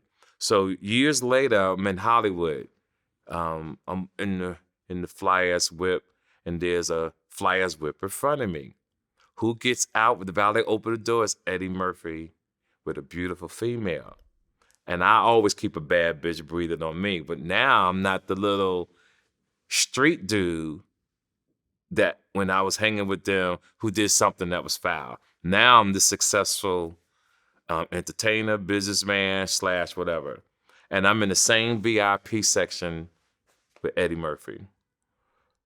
And I walked up to him like a man and looked him in his eye and I said, listen, I apologize for what I did 30-something years ago. And he said, people still talking about that? I said, yes, they are. But I had to look you in your eye to tell you that because that's the kind of man that I become and that type of character. He touched his heart like this, Vlad, and said, no, we good, player. And went back and I sent him a bottle and I sit down with my friend and it felt like it was a ton of bricks that was lifted off me in the comedy world that set me free to continue to do the things that I wanted to do. So I've had a great run, 37 years in this game. And, you know, a lot of people can't, some people have highs and lows. I've been consistent all the way through, and I'm so thankful for it. Yeah, I mean, I had Aries on here recently. Mm-hmm. We did an interview, and we talked about, there's some comments he made about this particular situation. Mm-hmm. So Alex Thomas is a friend of his. Yes. Alex, I've interviewed Alex Yes, before, nice real young funny man, guy nice and so young forth. man. And he talked about a situation. He sort of cleared up the language of it because I think it was taken slightly the wrong way when he initially spoke about it. But Eddie Murphy would have a lot of parties at his house around fights, Mm-hmm. right? The big boxing match, you'd have some people over and so forth. And Alex was one of these guys who would be invited over to Eddie's house. He said every so often he would ask Aries if he wanted to go. And Aries' stance was, hey, listen, I would love to hang out with Eddie Murphy and that would be an honor and so forth. But I don't just want to be the court jester, the court jester just sort of throwing out jokes and here for material without really getting any work done, Right. and so forth, without, us talking about real business and so forth. But I'm like, well, it's not meant for business. This is just a Right. social environment and so forth. He goes, yeah, but, when you look at the Adam Sandlers of the world, like they put people on and they put people in position. And although Eddie has done that, him and I haven't really done that. So I don't see a reason to just hang out and just waste my time and so Okay. forth. And I can understand both sides of it. I agree. I can understand both sides of it. Listen, if I'm working, I'm not just going to go, hang out with someone knowing that no work gets done. Right. But, you never know. Hanging out in an environment like that, you might have conversations. Michael Jai White has these types of parties that I'm always invited to. And I meet some interesting people along the way. I've had some work done. So true. I've gotten work accomplished from meeting some of these people. Yes. Eddie is a giant in this game. Yes. And he's at a different caliber than most stand-up comics. Absolutely. He's sort of he's the kingmaker. Yes. He has a string of classics. Yes. Classic movies. Mhm. And he may not have the crew he puts on like an Adam Sandler, but shit. Martin Lawrence has definitely been put on by Eddie in He movies did it like another Life. way. He inspired the Yeah. comedians who are in the game today. That's what he did. He may not put as people on as the Adam Sandlers, but he inspired a whole generation of stand-up comedians, and that's powerful within itself. Absolutely. Absolutely. Puffy and Dr. Dre were in the studio together for the first time recently. And Puffy was really like, wow, like I'd never seen, this guy, Dre reminds me of me, but the focus he has in the music is something like I've never seen and so forth. I guess they're working on a project for Snoop Dogg. Right. Snoop Dogg now owns Death Row Records. You've seen a lot of these old beefs. People just gotten over it. Remember I said to you, when you live long enough and you develop character, wisdom, knowledge, and you're healthy and you're successful, you see the world different. You really do. And this is what our episode is always about, is to teach young men that you can work hard, stay focused on your grind. Even with people that you might have think was your enemy, years later, guess what? It could come full circle to the point that y'all could become great friends and be in the same room together, but you have to be alive. Yeah. Period.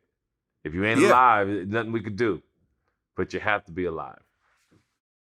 Oh, listen, everyone I've interviewed around the Biggie and Tupac situation, from the Little Caesars to the Outlaws to both sides, both parties have always pretty much said that if Big and Pac had lived long enough, they would have squashed that shit. They would have become friends again. Oh, absolutely.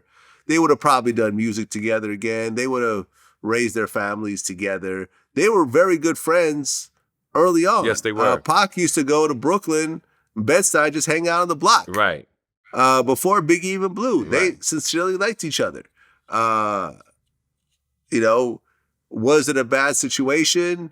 And did Biggie handle it in the best possible way? No, probably he didn't. But who the hell could think clearly when people are getting shot and millions of dollars are being made and everyone's in your ear and, there's vibe covers about East versus West war and, the violence is going back and forth? No, man, people are all pretty much in survival mode. Yes. But at some point, it would have calmed down. Everyone's still rich. Everyone still has fan bases. And they would have probably worked it out if they had lived long enough, but they both died in their 20s. Yes, I totally agree.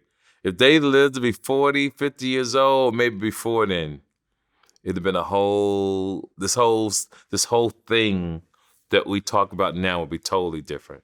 Totally different. Yeah, because I interviewed DJ Academics recently. We were talking about how a lot of people are painting the NBA YoungBoy Lil Durk beef as a similarity to the Tupac and Biggie beef.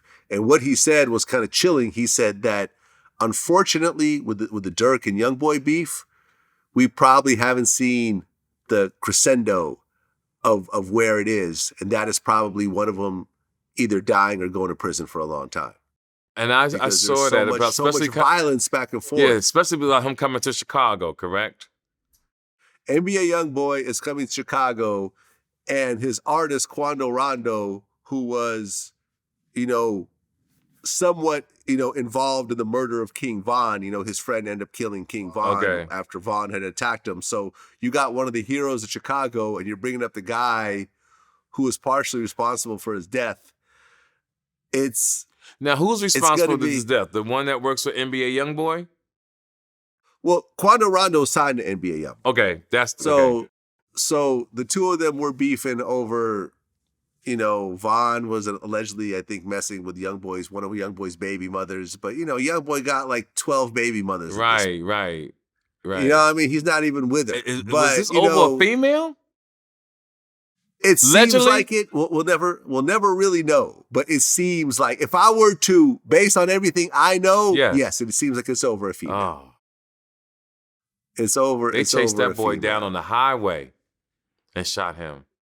Wait, who are you talking about? Quando Rondo? Yes, the one that got shot. Well, Quando Rondo's later on, which happened somewhat recently, Quando Rondo's friend who was in the car with him in L.A. got killed, with Quando being the alleged target. Okay, I'm of talking that about murder. somebody else. Who's the gentleman that got shot in Houston and they chased him down the freeway? Well, Mo 3 got killed in Dallas. That might be who. Okay, yeah, that's what I'm talking about. Okay, I'm thinking that's totally okay, different totally situation. different situation. Yeah. Okay. Right. Well, but I mean, even with the Quando Rondo thing, after his friend gets killed, Quando Rondo goes on Instagram and said, and Quando he's from Georgia, but he's a Rolling 60s Crip. Mm-hmm. He's always sort of represented that. He said, I'm officially throwing my flag down. I am no longer a Rolling 60s. This stuff has caused nothing but heartaches and problems. So don't, I'm not taking on any of these beefs anymore and so forth. And a lot of people are clowning him for that. Wow. A lot of people are talking shit. Actual Rolling 60s dudes were like, oh, you were never down with that shit anyways. You was just an internet gangster. We don't give a shit. But like, people are making fun of you leaving an illegal organization. When you take a step back, it's a little crazy, right? Yeah, it's a little crazy. But I've always learned, this is one of them situations where I tell you years ago, we got a list of the comprehend. When we talk about gangs on here, I want to pass because if the wrong thing is said, it could be detrimental. And I believe that, Vlad, that's how touchy when you mention any type of gang. It can, oh no, they'll put you in a situation and try to run the table, go by and say, such and such said they saw it. Listen to me. Let's not, if the brother got out, salute. Me and you gonna keep it moving, Vlad. There you go. There you go. Mystical's locked up again. Oh, this motherfucker. For a rape charge again. Man. Now, if you know the history, and I've interviewed Mystical, man, very nice guy, a super talented dude. I don't know exactly what's happening at this point, but the optics of it look horrible. Yes, I read that. So let's talk about the history of this, right? The history of it was a bunch of years back. Mystical, I believe, had a cleaning woman who stole from him. Mm-hmm. They caught up with her, and I guess made her do oral sex or something like that, and they videotaped. Yes. As an insurance policy that she'll never steal from them again, and she won't say nothing. She goes straight to the police.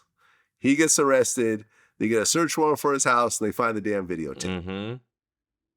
Once they got the videotape, he accepted the first plea deal they threw at him because he knew that if that tape was played in a court of law, he was going away forever. Right. So he did his prison time. He comes out. Now, pause you right there. You know what? You know the judge gave him a plea deal, but actually saw the tape and took the deal off the table and sentenced him. Yeah, the judge saw that. Somehow he got the tape and said this was horrific. It was degrading. The deal is off. And boom, he got sentenced. But go ahead. I just want to put that in there. Okay. Well, thank you for correcting me. Yes, sir. Yeah, I think I may have gotten that part wrong. He gets out, and there's another rape charge. And I interviewed him around the time that second rape charge was dropped due to lack of evidence. Yes. So he gets over that, goes on, is doing shows, living his life. And maybe about a month ago, he gets into a situation with a woman who he's involved with. I believe it's his baby mother. I'm not 100% sure on this, but it's definitely a woman that he is or had been living with. I believe they have a child together. They were in a long-term relationship. They know each other. I got a few pieces of information about this. Wait. This woman is somebody he knows? Yes. And they was living together? Something like that, yeah. I think it's his baby mother also. Okay. I'm not totally sure about this part, but some people have told me this.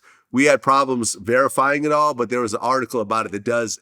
This is not some groupie he met at a show. No, this is a woman that he's known for many years, and they They are or were in a relationship. The story is that he got high, started to accuse her of stealing some money, and according to the authorities, ended up raping her. And then he gets arrested. They do the rape kit and everything else like that. It's consistent with her story. He is now in jail, no bond, facing life in prison. Drugs, and he always think of somebody stealing from him. But you ain't gotta fuck them. Like, you ain't gotta, because they stole. What's the purpose of fucking them if they stole? If you fuck her, nigga, call her even. Like, babe, I'm fucking you. So we even. Because it's something that, you seen my stand-up again. I tell men, whether you married, whether it's a living girlfriend, you got to be careful every fucking day, because a woman could change her mind. A woman could change her mind, and you gonna have 3 strokes. And if it said, I told you stop on the 2nd stroke, and you kept going, you're done. Yeah. And mystical, this is the way common sense ain't so common, as they say. Yeah. He should have never put himself in a situation like that ever again. Ever. Ever. Yeah. Ever, because that's 3 times. Now, he was out on bond, I think, on his last one. I think they got him bond, and something special happened, because he just wasn't released. They got money from a record label. He was supposed to be having a new record deal, so he had all this money paid for something to happen, and he was out. So he wasn't like the charge wasn't dropped. He was out, I think, getting ready to Well, fight. no. I looked up. At long last, after like a couple of years, they finally dropped the charges. Oh, they did? Lack evidence. No. When I interviewed him, he already had the charges dropped. And I remember because one of the stipulations of the interview was that I think the New York Times was doing an article about that particular case, so they didn't want me talking about that case in the interview. Okay. It had already been dropped. Yeah. So so that happens, and now you go back. So he's going away, and I'm gonna tell you why. They're gonna bring up all the other situations that happen. And a lot of people, you young kids don't listen. You think the cops, or me and Vlad or Bootsy or whoever's on here, don't know what we're talking about.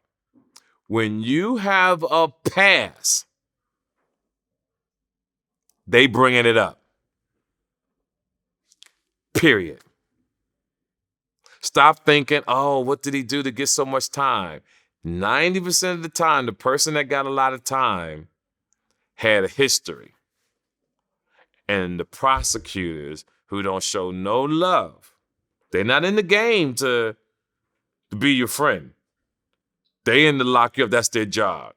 Like when Kamala Harris got elected vice president, and I was doing my stand-up, and I was like, yo, fuck that bitch TK. She put a lot of black men in jail. And I said, they got caught.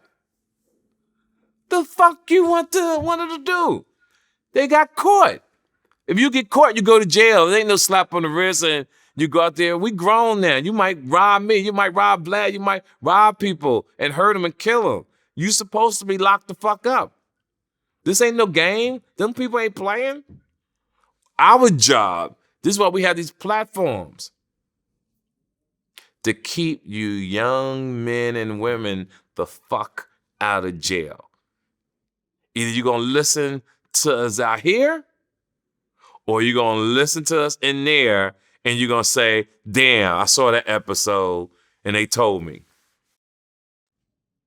But you're going to see the episode eventually. Mm-hmm.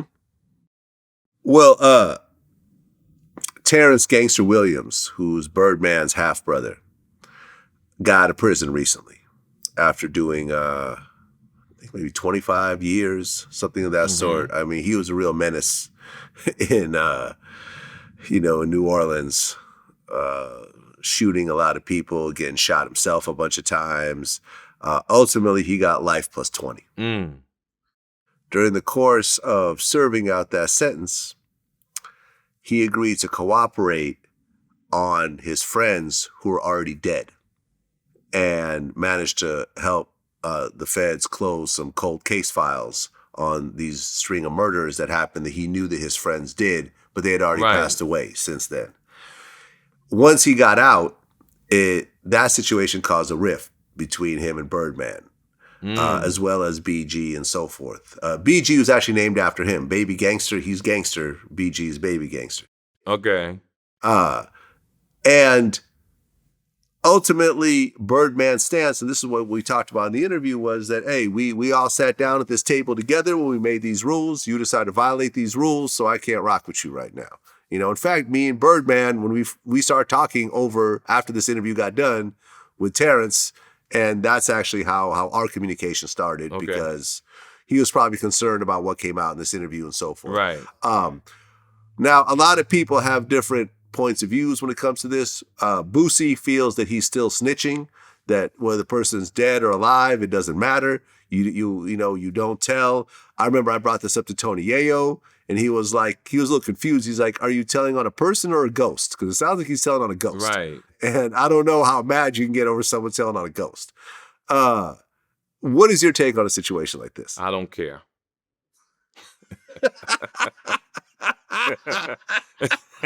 I don't give a fuck, Vlad. I literally, I don't give a fuck. Vlad, I made it, baby. Do you understand? I feel you. Vlad, I'm in my fucking 60s. And can we do a shout out to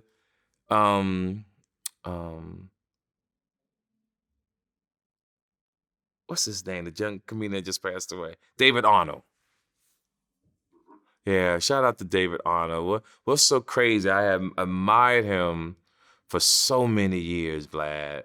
And we performed together and we hugged. But I always stayed low key, the same way I live my life, the same way you just found out about Sandra Bullock. I'm not in the comic spaces. I'm not hanging out. But when I see you and I know you're good, I might say something to you, then I tiptoe on out the spot. And he just bought a brand new Porsche. And I was watching his Instagram, and I really don't follow a lot of comics on Instagram, but I followed him. And 3 days before he died, I texted him, hope you're well and happy and enjoying your whip. And I think I text that to you every now and then to make sure that you're happy and you're well. And 3 days later, he passed away, Vlad. So I just want to say to his family, to his friends, to the comedic world, he was a good soldier, and I just wanted to use this moment to show my peace and respect to a great one, David Arnold. Yeah, I mean, rest in peace to Jesse Powell, the R&B singer who passed away yeah. as well at age 51. Yes. Yeah, I mean, David Arnold, I believe, was in his 50s as well, 54. right? 54. Yes. Yeah, those 50s. I mean, let me tell you something. This is something I tweeted about. It didn't get as big as a video game tweet, but a lot of people started to argue with me and so forth. I talked to a doctor, and this doctor told me something very interesting. He said, take laws and morals and everything else out the picture. Look at strictly biology. This is not a conversation about what's right or wrong. This is just strictly about biology and humans on this earth. Mm-hmm. He said that as soon as a woman has her period and a man is able to ejaculate, you can now have children, right? Right. So right around 13, 15 years old, the earth is ready for you to start procreating, right? So by the time you hit your 30s, you are now a grandparent. Okay. Right? In terms of biology, Yes. if you're doing things the way the earth is intending for you to do it. Understand. By the time you hit your 30s, the earth is ready to get you up out of there and ready for the new generation. So once you hit your 30s, you are fighting against nature to stay alive. Okay. That's why 30s, 40s, 50s, 60s, every year becomes that much more important for you to take care of yourself, for you to exercise, to eat different, to get checkups, to stop what nature's trying to do to you, which is get you the fuck up out of there for that new generation. Listen, you said the same thing I said, but in a more beautiful way. And it's so true. You got to take care of yourself. And I don't give a fuck what you do. You got to take care of yourself, and you got to have a little luck. That means common sense. Right. You got to wear your seatbelt. You can't be out in the middle of the night, 2 or 3 fucking o'clock in the morning, not nowhere to go. If you got a place to go, go fucking home. Oh yeah. Go home. Let me tell you. Let me tell you this story.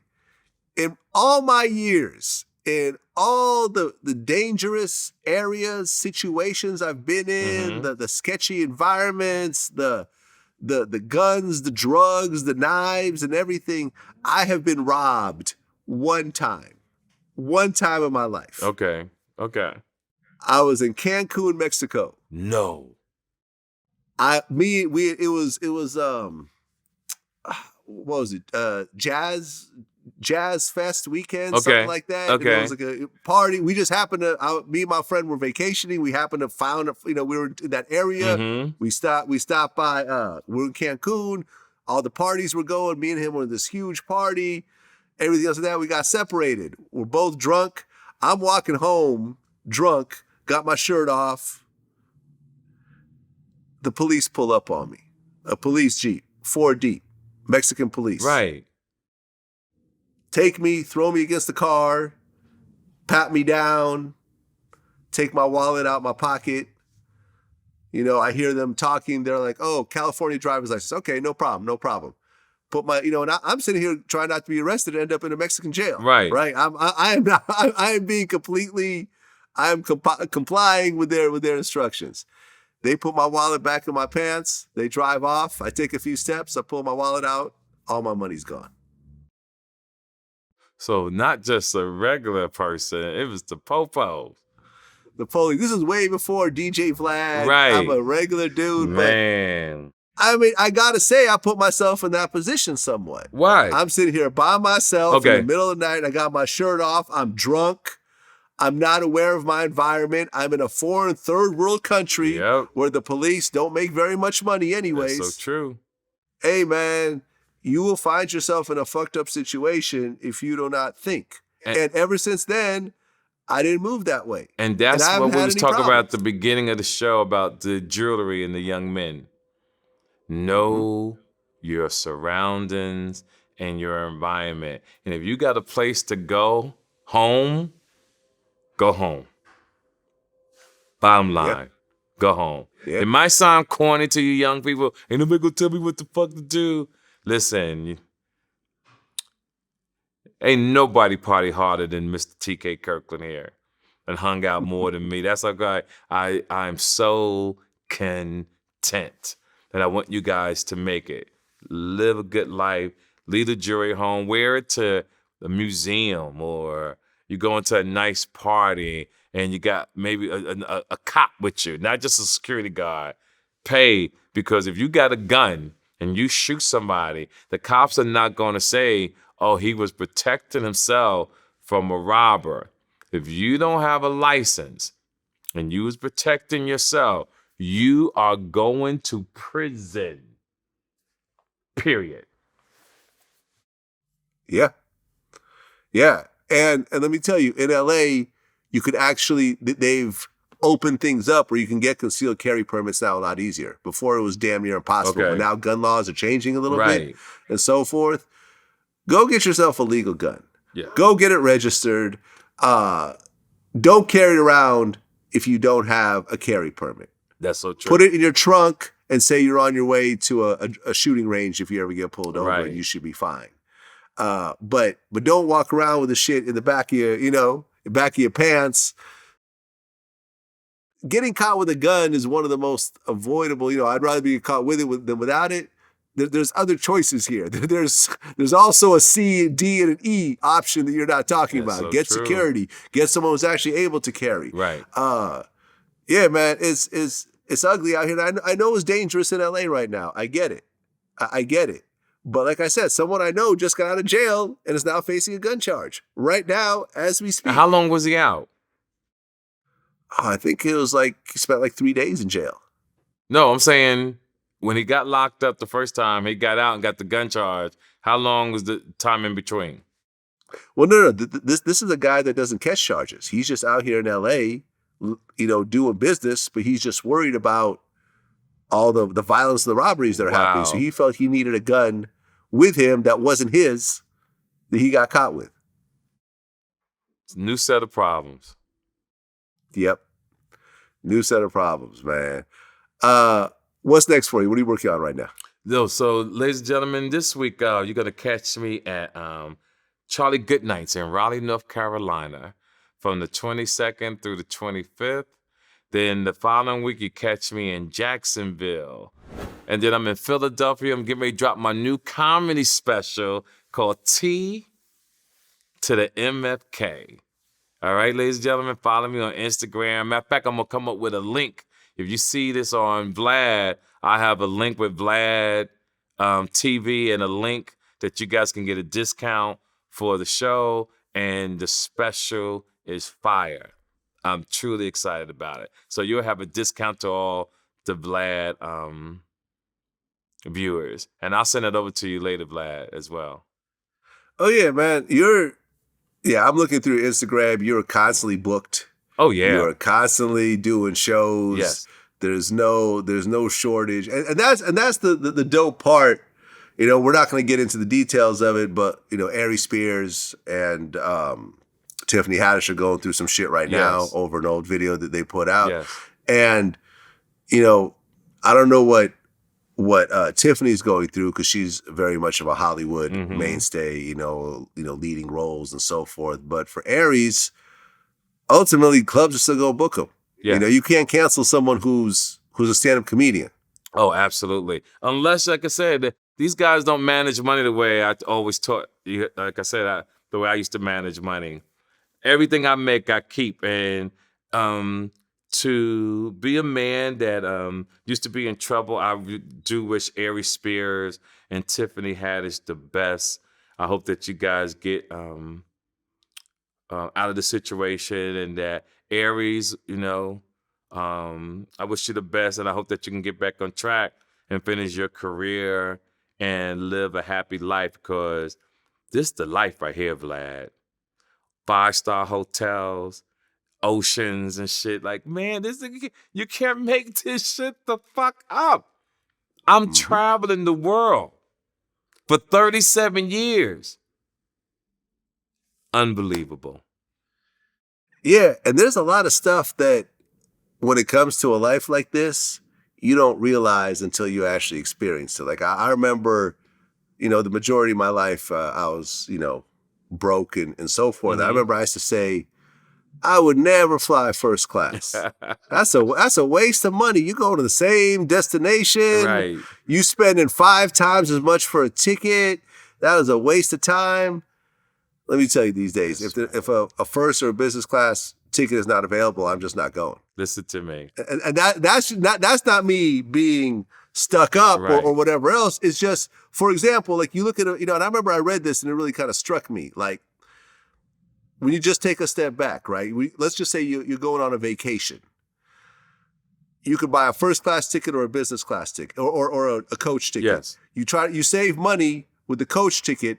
By the time you arrive, you are fucked up. Yes. You are tired. Yes. You're sore. You didn't get any sleep. Absolutely. The food was horrible. Right. You're cramped in with other people. Your luggage is fucked up because it's crammed in with so forth. It's going to take you a whole day to recover from that flight. And then the next day, so think about you lose a day, you spend the hotel bills, everything else like that. You might as well have bought the first class ticket. Right. And as soon as you arrive, listen, I fly JetBlue or now I start flying American Airlines. Yes. Those seats go flat. Yes. That is a bed that I fly in. Yeah, I fly American too. I know exactly. That's why I'm laughing. You see what I'm talking about, right? Yes. And they got the lounge if you go across country. Let's not, man, let me tell you, I went to the lounge. They were making chilaquiles for me. That's right. Like, there was, what would you like in your chilaquiles, Mr. LeBovny? And the bathroom facilities are different compared to. There's a shower. There's showers in the lounge. You can take a shower right there in the airport. Yes. Man, listen. It's a whole different experience, and it's something I never knew. Okay, yeah. Until I actually experienced it. And to the people listening, we're not shitting on you. I just want to make sure I say that. No, we're not. We want to inspire you. it's an inspirational thing Yes. that once you get to that point financially and you want to can fly. inspire And you. I don't fly private. Private Yeah. to me is too big of a step up Yes. financially over that shit. And I'm sure that's even some flyer shit to aspire to. But for me, like once you start to really make a amount of money where you're not counting every penny, Yeah. where you have some disposable income and you could spend on yourself on a first class ticket, you could stay in a 5-star hotel, you know, the where best, your man. stuff's gonna be there when you come back. Yes. You don't have It's to worry about it's the maids robbing you. It's You ain't gotta worry really about cockroaches and all that shit. Oh, and it's really a blessing. And I think me and Vlad said this before.